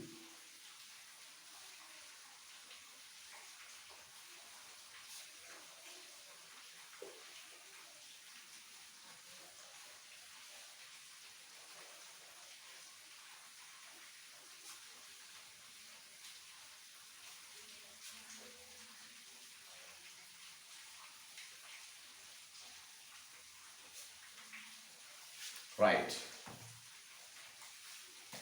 අංක 3 ලියන්න පුතේ. ආණ්ඩු. ආණ්ඩු. නැත්නම් අපි කියනවා රජය කියලා කියනවා. ආණ්ඩුව රජය. මම පුතාට පුංචි මතක් කිරීමක් කරනවා. මම අනවශ්‍ය දේවල් වලට කාලය ගන්නෙ නැහැ. පම්පෝරි ගහන්න, කයිවාරු ගහන්න කාලය ගන්න නැහැ. හැබැයි අවශ්‍යම දෙයක් තියෙන දරුවන්ට කියන්නේ. ඒ තමයි මෙන්න මේක. පුතාට දැන් හෙට ඉඳලා ඉස්කෝල ආරම්භ වෙනවා. පුතාලට ඉන්ටර්විව් තියලා පුතාලා පුළුවන් තරම් ඉක්මනට ගන්නවා කියලා විදුහල්පතිවරු එකඟ වෙලා ඉන්නේ සූදානම් වෙනවා. මයි පුතේ ටියුෂන් කියන්නේ උපකාරක පන්ති. වචනේ අර්ථයෙන් උපකාරක පන්ති. හරිද? පාසල තමයි ඔබේ අංක 1. ඉස්කෝලේ තමයි අංක 1. හරිද? ටියුෂන් යන්නේ පුතේ මුදල් මත පදනම් වෙලා ලාභය මත පදනම් වෙලා. හරිද? තමයි ටියුෂන් ගුරුවරයෙක් මේව කියන්නේ නැහැ. ටියුෂන් කියන්නේ පුතේ ලාභය මත පදනම් වෙච්ච දෙයක්. හරිද? හැබැයි පාසල කියන්නේ සුබ සාධනය මත පදනම් වෙච්ච දෙයක්. ඔබ කිසි විටක ටියුෂන් ගුරුවරුන් ලොකු කරගෙන අපි වාසාවකොත් ඉස්කෝලේ ගුරුවරයා හැල්ලුවට ලක් නොකර යුතුයි. අංක 1 තමයි ඔබේ පාසල් ගුරුවරයා. හැම විෂයක් සම්බන්ධයෙන්ම ප්‍රවීණයෝ වෙන්නේ ඔබේ පාසල් වල ඉන්න ගුරුවරු. ඒ අය තමයි පුතේ ගුරු සැසි වලට යන්නේ. ඒ අය තමයි පුතේ ගුරු සාකච්ඡා සම්මන්ත්‍රණ වලට යන්නේ. ඒ අය තමයි පුතේ ප්‍රශ්න පත්‍ර බලන්න යන්නේ. ඔබේ පාසල් ගුරුවරයා තරම් ඔබ කුමන පාසලකට ගියත් ඔබේ පාසල් ගුරුවරයා තරම් පරිණත ගුරුවරයෙක් වෙන නැත. පාසල් ගුරුවරයා තරම් පරිණත ගුරුවරයෙක් වෙන නැත. දැන් ඔබ පාසල් වලට ගියාම ඒ පාසල් වල ගුරුවරුන්ට ඉතා කීකරුව සාමාන්‍ය පෙළ ඉන්දියට වඩා කීකරුව සහ ආදරයෙන් ඉගෙන ගැනීම කළ යුතුයි. පුතේ පාසල් ගුරුවරයෙකුට වැටෙන්නේ ඉතාම සොච්චම් වැටපක්. ඉතාම සොච්චම් වැටපක් හම්බෙන්න පුතා දන්නවා. පහුගිය දවස්වල අපි ගුරුවරගලිය ඇතුළේ කතා කළා නේද? සොච්චම් වැටපක් හම්බෙන්නේ. ඒ ඉස්කෝලේට ගියාම ගුරුවරයෙක් පුතාට බනිනවා නම්, ගුරුවරයෙක් පුතාට ගැහුවා නම්, ඒ ගැහුවේ සැබෑම ආදරය නිසා. දැන් ටියුෂන් එකේදී ගුරුවරයෙක් ඔබට බනින්නේ නැහැ. ගුරුවරු හරි ටියුෂන් ගුරුවරයා හරි ලෙන්ගතුවෙන් ඉන්නේ. හැබැයි වැඩක් නෑ පුතා. ඔබේ වැරැද්දක් දැකලා ඒ වැරැද්ද බැනලා ගහලා හදලා යහමගට ගන්නේ ඔබට තියෙන සැබෑ ආදරේ නිසා. ඔබට ඉස්කෝලේදී බැන්න නම් ගුරුවරේ, ඔබට ගැහුවා නම් ඉස්කෝලේදී ගුරුවරේ, ඒ තමයි පුතේ පුතාට හම්බෙච්ච හොඳම ගුරුවරයා. වැරැද්ද දැක අහක බලාගෙන ගියා නම් ඒ ගුරුවරයාට වඩා ඔබට ඒ ගහලා බැනලා ඔබව හරිමකට ගන්න හදපු ගුරුවරයා තමයි පුතේ සැබෑ ගුරුවරයා. සාමාන්‍ය පෙළ සමහරට ඔය ගැව්වම් බැන්නම දරුවා අතර පොඩි තරහකුත් තියෙනවා. දැන් හිතන්න පුතේ. ඇයි ඉස්කෝලේ ගුරුවරයා ගැහුවේ? ඇයි ප්‍රින්සිපල් බැන්නේ ගැහුවේ? ඔබ හොඳ මගට ගන්න. ඔබට ගැහුවයි බැන්නයි කියලා විදුහල්පතිතුමාගේවත් ඉස්කෝලේ ගුරුවරයාගේවත් වැටුප සොච්චමකින් වැඩි වෙන්නේ. ඒ මිනිස්සුන්ගේ ලේ රත් කරගෙන නේද? මානසික පීඩනයක් අරගෙන ඔබව හොඳ මගට ගන්නයි හදන්නේ. ඔබට ආදරයේ සැබෑම ගුරුවරයා ඉන්නේ ඔබේ පාසලේ. ඔබේ විෂය සම්බන්ධයෙන් ප්‍රවීණම ගුරුවරයා ඉන්නේ ඔබේ පාසලේ. ඔබ මොන පාසලට ගියා? පැහැදිලිසා ඉස්කෝලේ ගියාම ඉස්කෝලේ ගුරුවරුන්ට සාමාන්‍ය පෙළටත් වඩා ආදරෙන් ගෞරවයෙන් ඉගෙන ගැනීම කටයුතු කරන්නට ඕන. ඔළුව උදුම්මවා ගන්න නැහැ ටියුෂන් යනවා අර මේ ආදී වශයෙන්. හරිද? දැන් ඔබ ටිකක් ඉගෙනගෙන යන්නේ. ටිකක් ඉගෙනගෙන පාසලට යන්නේ නිසා වඩාත් කීකරු මුලින් ඉඳලා ආයේ විශේෂ ඉස්කෝලෙන් ඉගෙන ගන්න මේවා උපකාරක පන්ති. හරිද? right. රජේ ආණ්ඩුව කියන්නේ මොකක්ද? ආණ්ඩුව රජේ. ඒකට මේ අපේ රට නම් දැන් මේ දවස්වල ආණ්ඩුවට බයිනව නේද? මේ බඩු විලාසයෙන් වැඩි වෙන සිද්ධිත් එක්ක. ආණ්ඩුව කියන්නේ මේක. මේ කුටුම්බ ව්‍යාපාර ආයතන ඕන විදියට හැසිරෙන්න ගත්තොත් ආර්ථිකය ඉවරයි. හිතන්න මෙහෙම ව්‍යාපාරිකයෝ ඕන විදියට නිෂ්පාදන කටයුතු කරනවා. පරිසරය විනාශ කරනවා, ගහකොළ විනාශ කරනවා. ඒ මොනවත් රටක් නැහැ. කුටුම්බ ඕන විදියට හසුරුව ගන්න දබර ඇති කර ගන්නවා, කැලිකසල තැන් තැන්වල වීසි කරනවා. නේද? එහෙම වුණොත් රටක් නැහැ. අන්න මේ කුටුම්බ ව්‍යාපාර ඇතුළු සමස්ත ආර්ථික පද්ධතියම කුටුම්බ ව්‍යාපාර ඇතුළු සමස්ත ආර්ථික පද්ධතියම විධිමත්ව මනාව පවත්වගෙන යන්න පුතේ ඉන්නවා කවුද? රජය. අපි රජය ගැන ලියාගෙන සාකච්ඡා කරමු. ලියන්න ඉතින් රජය ගැන.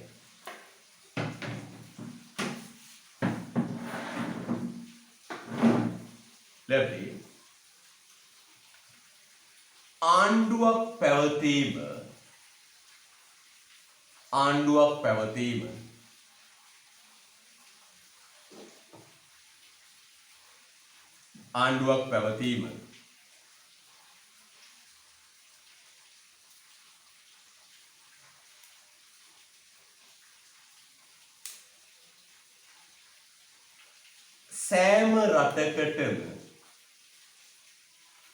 ආණ්ඩුවක් පැවතීම සෑම රටකටම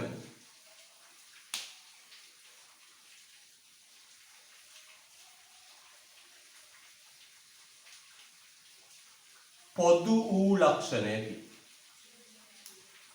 ආණ්ඩුවක් පැවතීම සෑම රටකටම පොදු වූ ලක්ෂණයකි. ආණ්ඩුවක් පැවතීම සෑම රටකටම පොදු වූ ලක්ෂණයකි.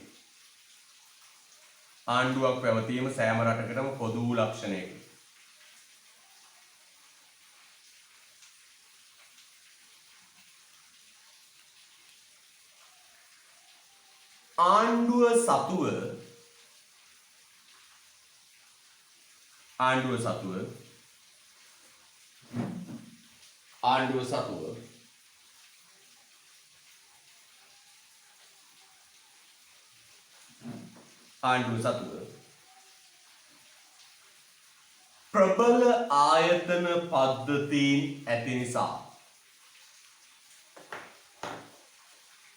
ආණ්ඩුව සතුව ප්‍රබල ආයතන පද්ධතීන් ඇති නිසා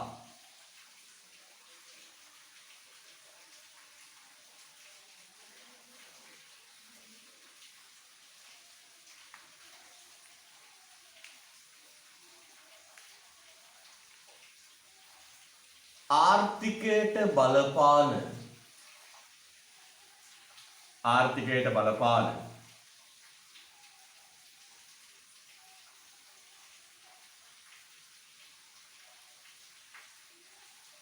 ආර්ථිකයට බලපාන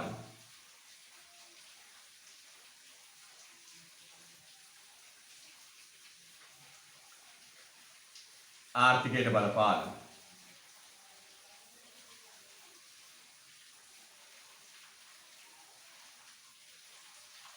නීති රීති හා ව්‍යවස්ථාවන් ආයෙ කියන්නම් පුතේ ලියාගෙන යන්න නීති රීති හා ව්‍යවස්ථාවන්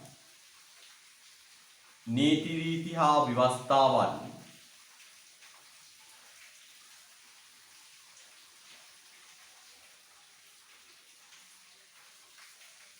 වෙනස් කිරීමේ හැකියාවක් වෙනස් කිරීමේ හැකියාවක්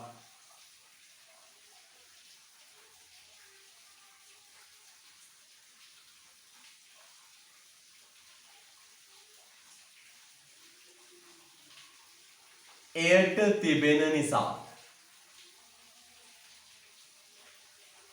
වෙනස් කිරීමේ හැකියාවක් එයට තිබෙන නිසා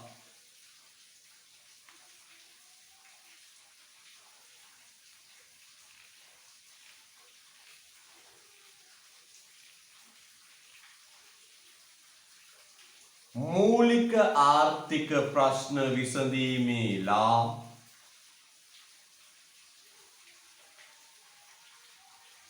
මූලික ආර්ථික ප්‍රශ්න විසඳීමේලා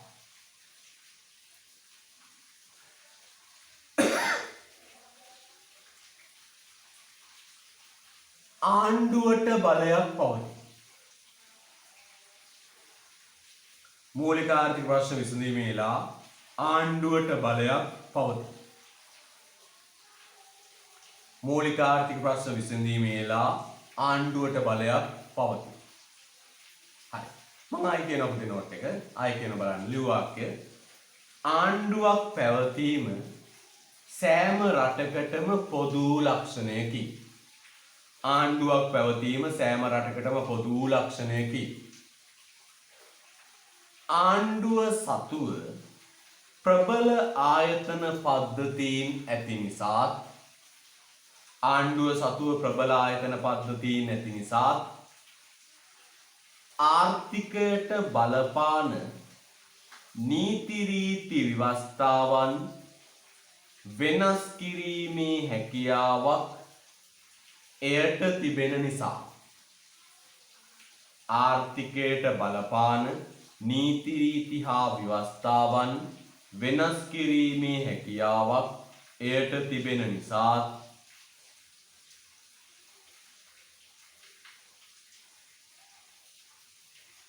මූලික ආර්ථික ප්‍රශ්න විසඳීමේලා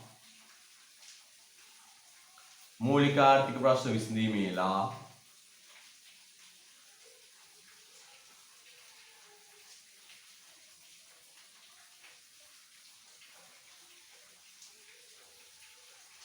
ආණ්ඩුවට බලයක් පවතී. මූලික ආර්ථික ප්‍රශ්න විසඳීමේලා ආණ්ඩුවට බලයක් පවතී.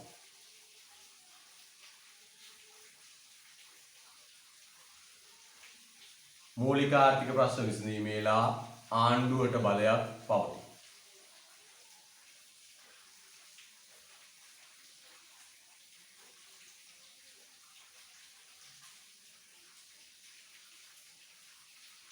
මූලික ආර්ථික ප්‍රශ්න විසඳීමේලා ආණ්ඩුවට බලයක් පවතී.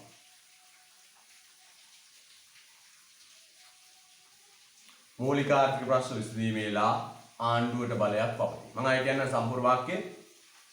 ආණ්ඩුවක් පැවතීම සෑම රටකම පොදු ලක්ෂණයකි.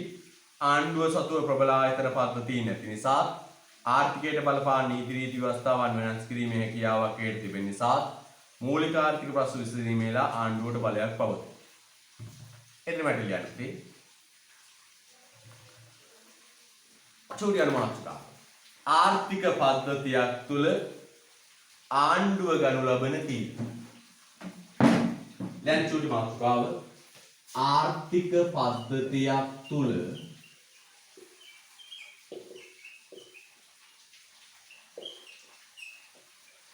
ආණ්ඩුව ගනු ලබන තීන්දුව.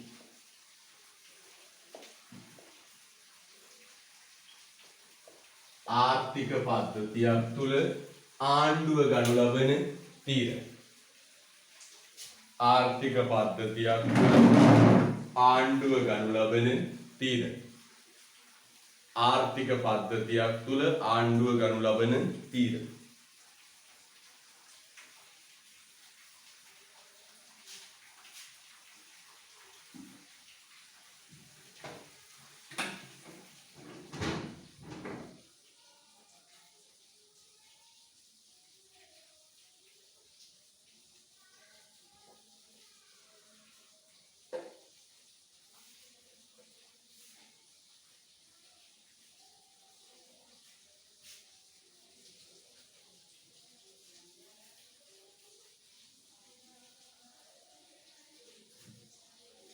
හරිද? right. මොනවද ආණ්ඩුව කරන්නේ? දැන් අපිට අහුවොත් කියන්න පුළුවන් නේද? මොනවද ආණ්ඩුව කරන්නේ? ඔව් අපි දන්නවා දැන් අපේ සාමාන්‍ය අපි ජීවත් වෙද්දී රට ඇතුලේ රජය කරන්නේ මොනවද කියලා අපිට පේනවා. නේ? හැන්දෑවට රූපවාහිනිය දාලා ප්‍රවෘත්ති බලද්දී අපිට ඇහෙන රජයේ කාර්යයන් ටික. නේ? හැන්දෑවට ප්‍රවෘත්ති තුලින් නේද? ටීවී එකේ දාලා බොරු තියාගෙන ඉඳියොත් අපිට පේන්නේ ආණ්ඩුවේ කාර්ය ටික කියන්නේ නේද? ඒ ආණ්ඩුව කරපු ඒ වැඩදී පිළිවෙල. නේද? right. මෙන්න පුතේ ආණ්ඩුව කරන කාර්යය. පළවෙනි එක ලියන්න පුතේ අංක 1 රෝමන් අංක. නීතිය හා සාමය ස්ථාපිත කිරීමට අදාළ තීරණ. මොනවද පුතේ පළවෙනි එක රෝමන් අංක 1 නීතිය හා සාමය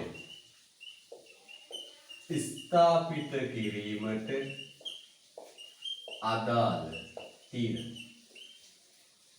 නීතිය හා සාමය ස්ථාපිත කිරීමට අදාළ තීරණ.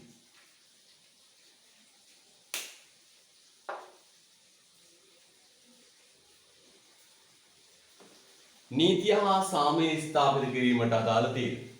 ඇත්තනේ පුතේ රට ඇතුලේ නීතියේ ආධිපත්‍යයත් සාමයත් ආරක්ෂා කරලා පවත්වගෙන යන්නේ රජය. නේ රට ඇතුලේ නීතිය සාමය පවත්වගෙන යන රජය. බලන්නකෝ නීතිය සාමය පවත්වගෙන යන රජය නේද කියලා. ඔව් උසාවි තියෙන. බලන්න මෙහෙම පාර්ලිමේන්තුවේ නීති හදනවා පුතේ. නේද? පාර්ලිමේන්තුවේ නීති හදනවා.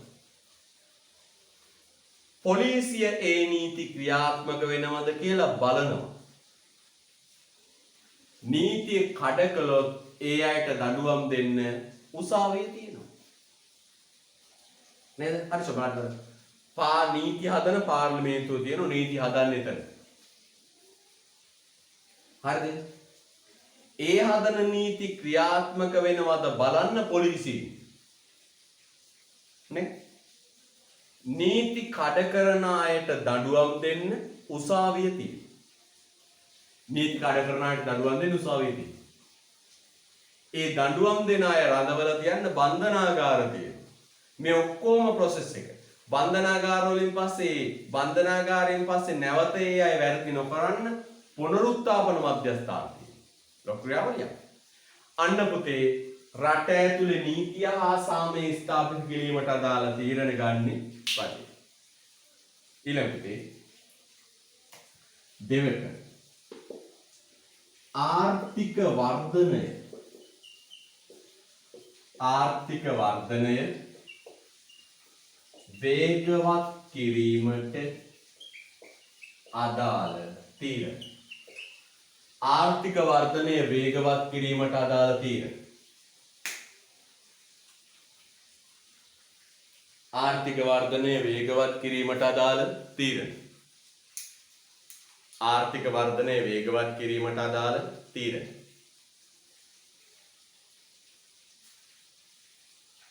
ආර්ථික වර්ධනය වේගවත් කිරීමට අදාළ තීරණ.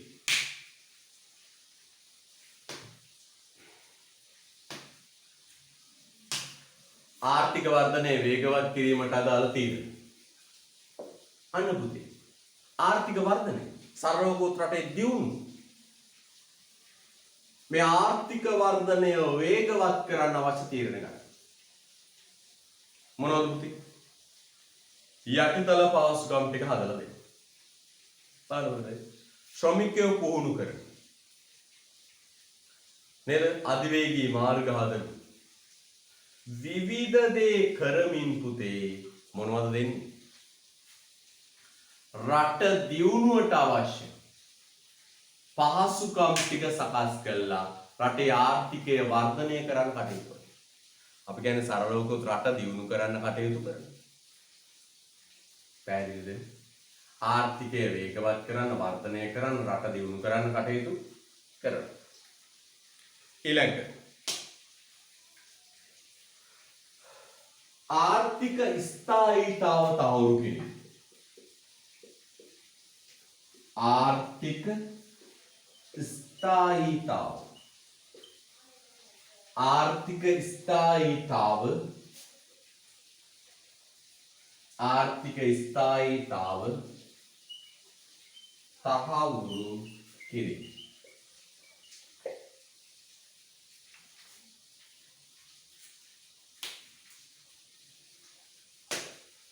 ආර්ථික ස්ථායීතාව තහවුරු කිරීම.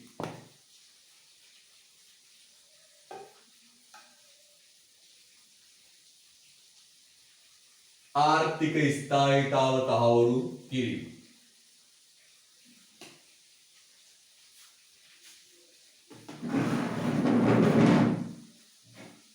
ආර්ථික ස්ථායීතාව තහවුරු කිරීම.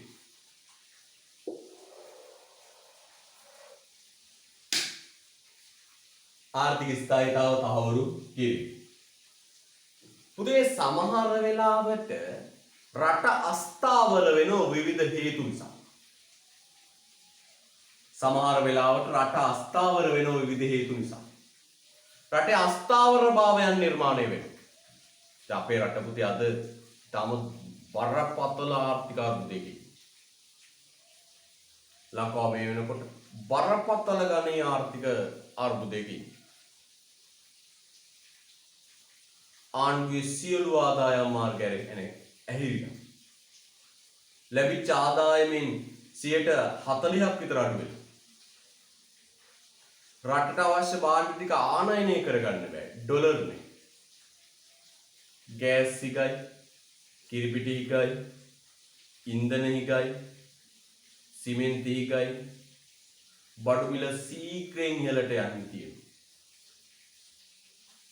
මම දැක්ක දැන්වීමක් තියෙනවා පාසල් උපකරණ 70%කින් විතර මිල වැඩි වෙනවා. දැන් මේ රටේ සීක්‍රයෙන් බඩු මිල ඉහළ ගිහිල්ලා මිනිස්සුන්ට ජීවත් වෙන්න බැරි තත්ත්වයක් නිර්මාණය වෙලා අන්න දැන් වර්තමානයේ ඇති වෙලා රටේ අස්ථාවරභාවය. රටේ ඇතිලා අස්ථාවරභාවය. අන්න ඒ වගේ අස්ථාවරභාවයන්ට මැදිහත් වෙලා නැවත ස්ථායීතාව ඇති කරන එක තමයි පුතේ රජයේ කාර්යය වෙන්නේ. ස්ථායීතාව ඇති කරන්න අවශ්‍ය තීරණ ගන්න. නේද? අපි දැන් බලන්න වර්තමානයේ බඩු මිල ඉහළ යන එක වළක්ව ගන්න කොච්චර උත්සාහයක් ගන්නවද ආණ්ඩුව බලන්න. ගැසට් ගහනවා නේද? පාලන මිල ගහනවා. උපරිම මිල සීමාවන් පනවනවා. නේද? හැන්දෑවට බලන්නකෝ බන්දුරු ගුණවර්ධන මහත්තයා ඇවිල්ලා කොච්චර උත්සාහයක් ගන්නවද මේ බඩු මිල පාලනය කරන්න. සතොසෙන් අඩුවට බඩු දෙන්න යනවා. උත්සාහයක් ගන්න. නේ? අන්න පුතේ මේ රට තුල නිර්මාණය වෙලා තියෙන අස්ථාවරභාවය නැති කරන්න ආණ්ඩුව කටයුතු. එහෙනම් රටේ අස්ථාවරභාවයක් නිර්මාණය වුණොත් බඩු මිල ඉහළ ගිහිල්ලා මිනිසුන්ට රස්සා නැති වෙලා ආනයනය කරන්න බැරි වෙලා මෙන්න මේකේ අස්ථාවරභාවයන් නැති කරන්නත් ආණ්ඩුව කටයුතු කරනවා. ඊළඟට යන්නේ බදු අය කිරීමට අදාළ තියෙනවා. බදු අය කිරීමට අදාළ තීරණ. බදු අය කිරීමට අදාළ තීරණ. බදු අය කිරීමට අදාළ තීරණ. බදු අය කිරීමට අදාළ තීරණ. නීති හා බදු අය කිරීමට අදාළ තීරණ.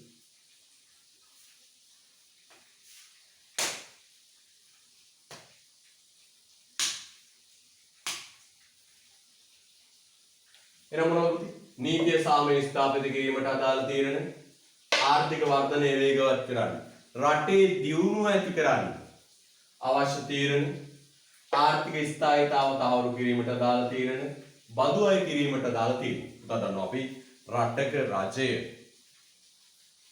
අවශ්‍ය වියදම් පියවා ගන්න මොනවද ගන්න පුතේ? බදු අය කරනවා.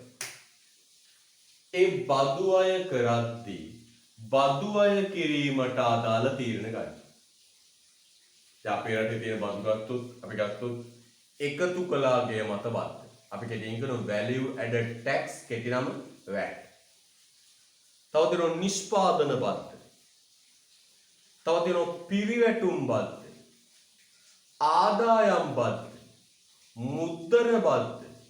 පොලිමත බද්ද. වරාය හා ගුවන්තොටුපළ සේවා ගාස්තු බද්ද. ඔන්න ඔය වගේ බදු වර්ග රාශියක් ක්‍රියාත්මක වෙනවා. මේ බදු පැනවීමට අදාළ තීරණ පුතේ ගන්නෙ කවුද? රජය. බදු පැනවීමට අදාළ තීරණ ගන්නෙ කවුද? රජය. ඊළඟට සම්පත් බෙදා හැරීම.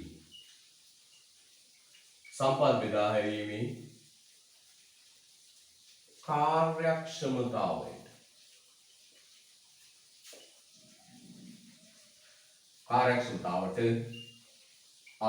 කාර්යක්ෂමතාව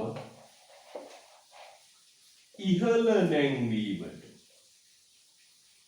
සම්පත් බෙදා හැරීමේ කාර්යක්ෂමතාව ඉහළ නැංවීමට අදාළ තීරණ.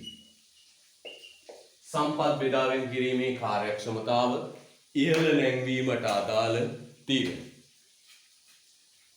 සම්පත් බෙදාවෙන් කිරීමේ කාර්යක්ෂමතාව ඉහළ නැංවීමට අදාළ තීරණ. සම්පත් බෙදාවෙන් කිරීමේ කාර්යක්ෂමතාව ඉහළ නැංවීමට අදාළ තීරණ. හරිද? right. මේක අනුමානිකාවක් වශයෙන් ගන්නවා පුතේ මම ඉස්සරහා. සම්පත් බෙදාවෙන් කිරීමේ කාර්යක්ෂමතාව කියලා. ඒකේ සමම ගොඩක් පැහැදිලි කරන්නේ ඒක. හරිද? සම්පත් බෙදාවෙන් කිරීම. රටේ සම්පත් මිනිසුන්ගේ උවමනා අතර බෙදා හැරීම ඒක කාර්යක්ෂම කරන්න අවශ්‍ය තියෙනවා. එහෙනම් පුතේ මේ අන්තිම කරුණ ඉදිරියේදී පැහැදිලි කරන මාතෘකාවක් විදිහට අරගෙන කරුණු තුනක් මොනවද කියන්නේ? නීතිය හා සාමය ස්ථාපිත කිරීමට අදාළ තීරණ ගන්නවා. ආර්ථික වර්ධනය වේගවත් කිරීමට අදාළ තීරණ ගන්නවා. ආර්ථික ස්ථායීතාව තහවුරු කිරීමට අදාළ තීරණ ගන්නවා. බදු අය කිරීමට අදාළ තීරණ ගන්නවා. සම්පත් බෙදා හැරීමේ කාර්යක්ෂමතාව ඉහළ නැංවීමට අදාළ තීරණ ගන්නවා. ඒතර මෙන්න මේ තීරණ පුතේ ගන්නවා කවුද? රජය.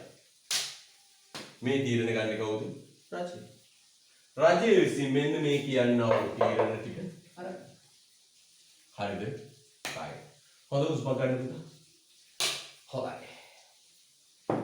කුටුම්බ, ආණ්ඩුව, ව්‍යාපාර අපි කතා කළා. ඊළඟට කම්කරු සංවිධාන ත්‍රාංක 4. අංක 4 ලියන්න. කම්කරු සංවිධාන අංක 4 කම්කරු සංවිධාන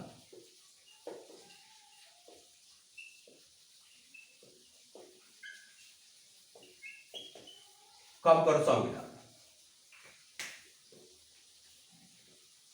ඔන්න ආර්ථික පද්ධතියක් තුල තියෙන ඊළඟ ආයතන ලක්ෂණය කම්කරු සංවිධාන.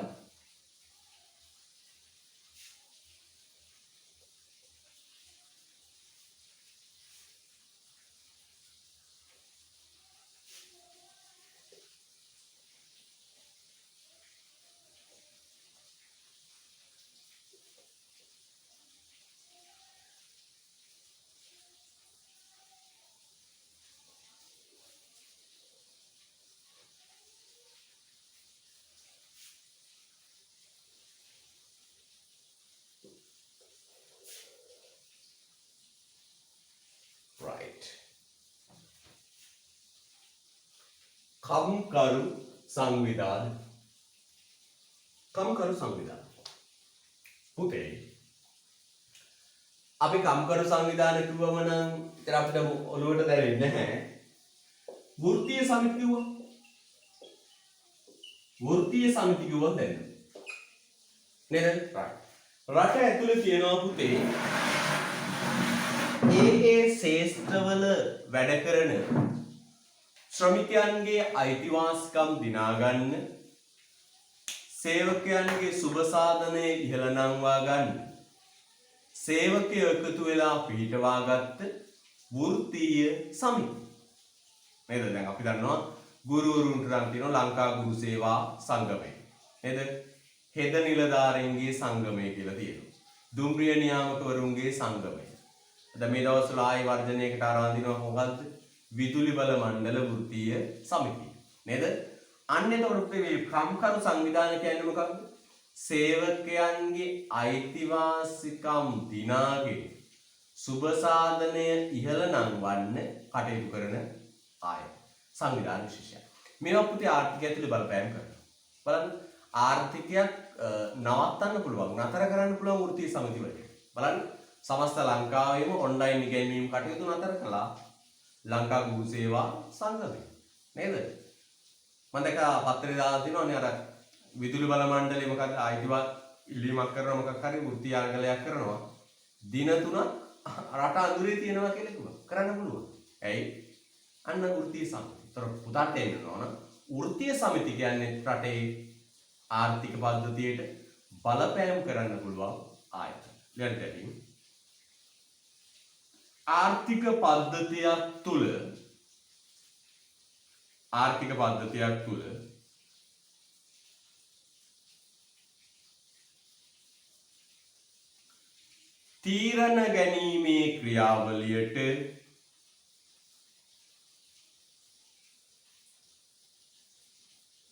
ආර්ථික පද්ධතියක් තුල තීරණ ගැනීමේ ක්‍රියාවලියට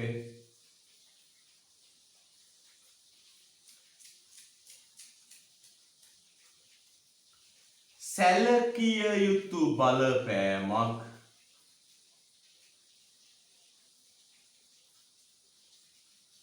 ආර්ථික පද්ධතියක් තුළ තීරණ ගැනීමේ ක්‍රියාවලියට සැලකිය යුතු බලපෑමක්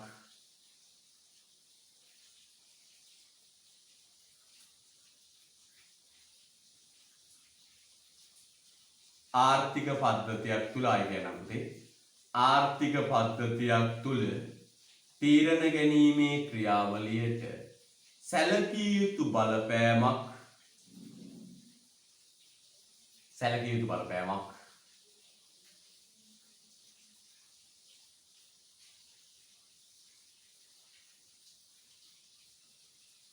වෘත්තීය සමිතිවලට කළ හැකිය. සැලකිය යුතු බලපෑමක් වෘත්තීය සමිතිවලට කළ හැකිය.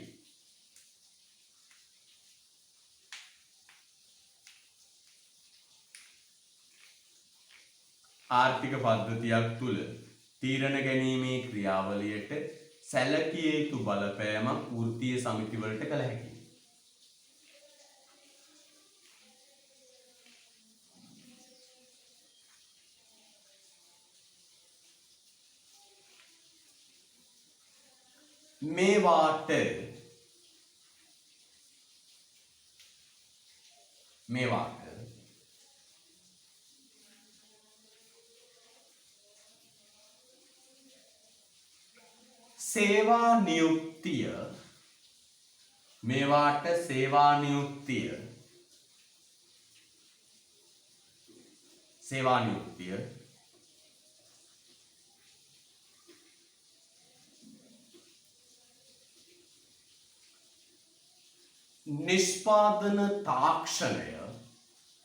මේවාට සේවා නියුක්තිය නිෂ්පාදන තාක්ෂණය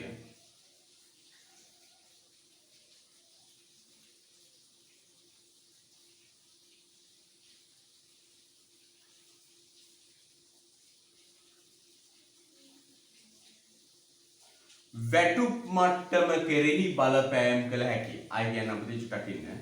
වැටුප් මට්ටම කෙරෙහි බලපෑම් කළ හැකියි. වැටුප් මට්ටම කෙරෙහි බලපෑම් කළ හැකියි. වැටුප් මට්ටම කෙරෙහි බලපෑම් කළ හැකියි.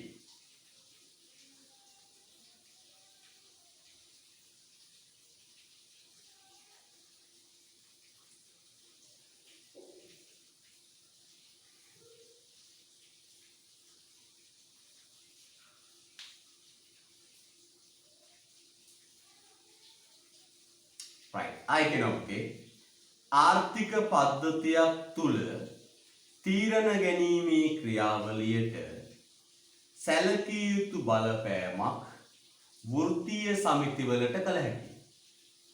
ආර්ථික පද්ධතියක් තුල තීරණ ගැනීමේ ක්‍රියාවලියට සැලකිය යුතු බලපෑමක් වෘත්තීය සමිතිවලට කළ හැකියි. සැලකිය යුතු බලපෑමක් වෘත්තීය සමිතිවලට කළ හැකියි. ආර්ථික පද්ධතියක් තුල තීරණ ගැනීමේ ක්‍රියාවලියට සැලකිය යුතු බලපෑමක් වෘත්තීය සමිතිවලට කළ හැකියි. මේවා සේවා නියුක්තිය නිෂ්පාදන තාක්ෂණය වැටුප් මට්ටම කෙරෙහි බලපෑම් කළ හැකියි. මේවාට සේවා නියුක්තිය නිෂ්පාදන තාක්ෂණය වැටුප් මට්ටම කෙරෙහි බලපෑම් කළ හැකියි. හරිද? හරි. එහෙනම් පුතේ ඔන්න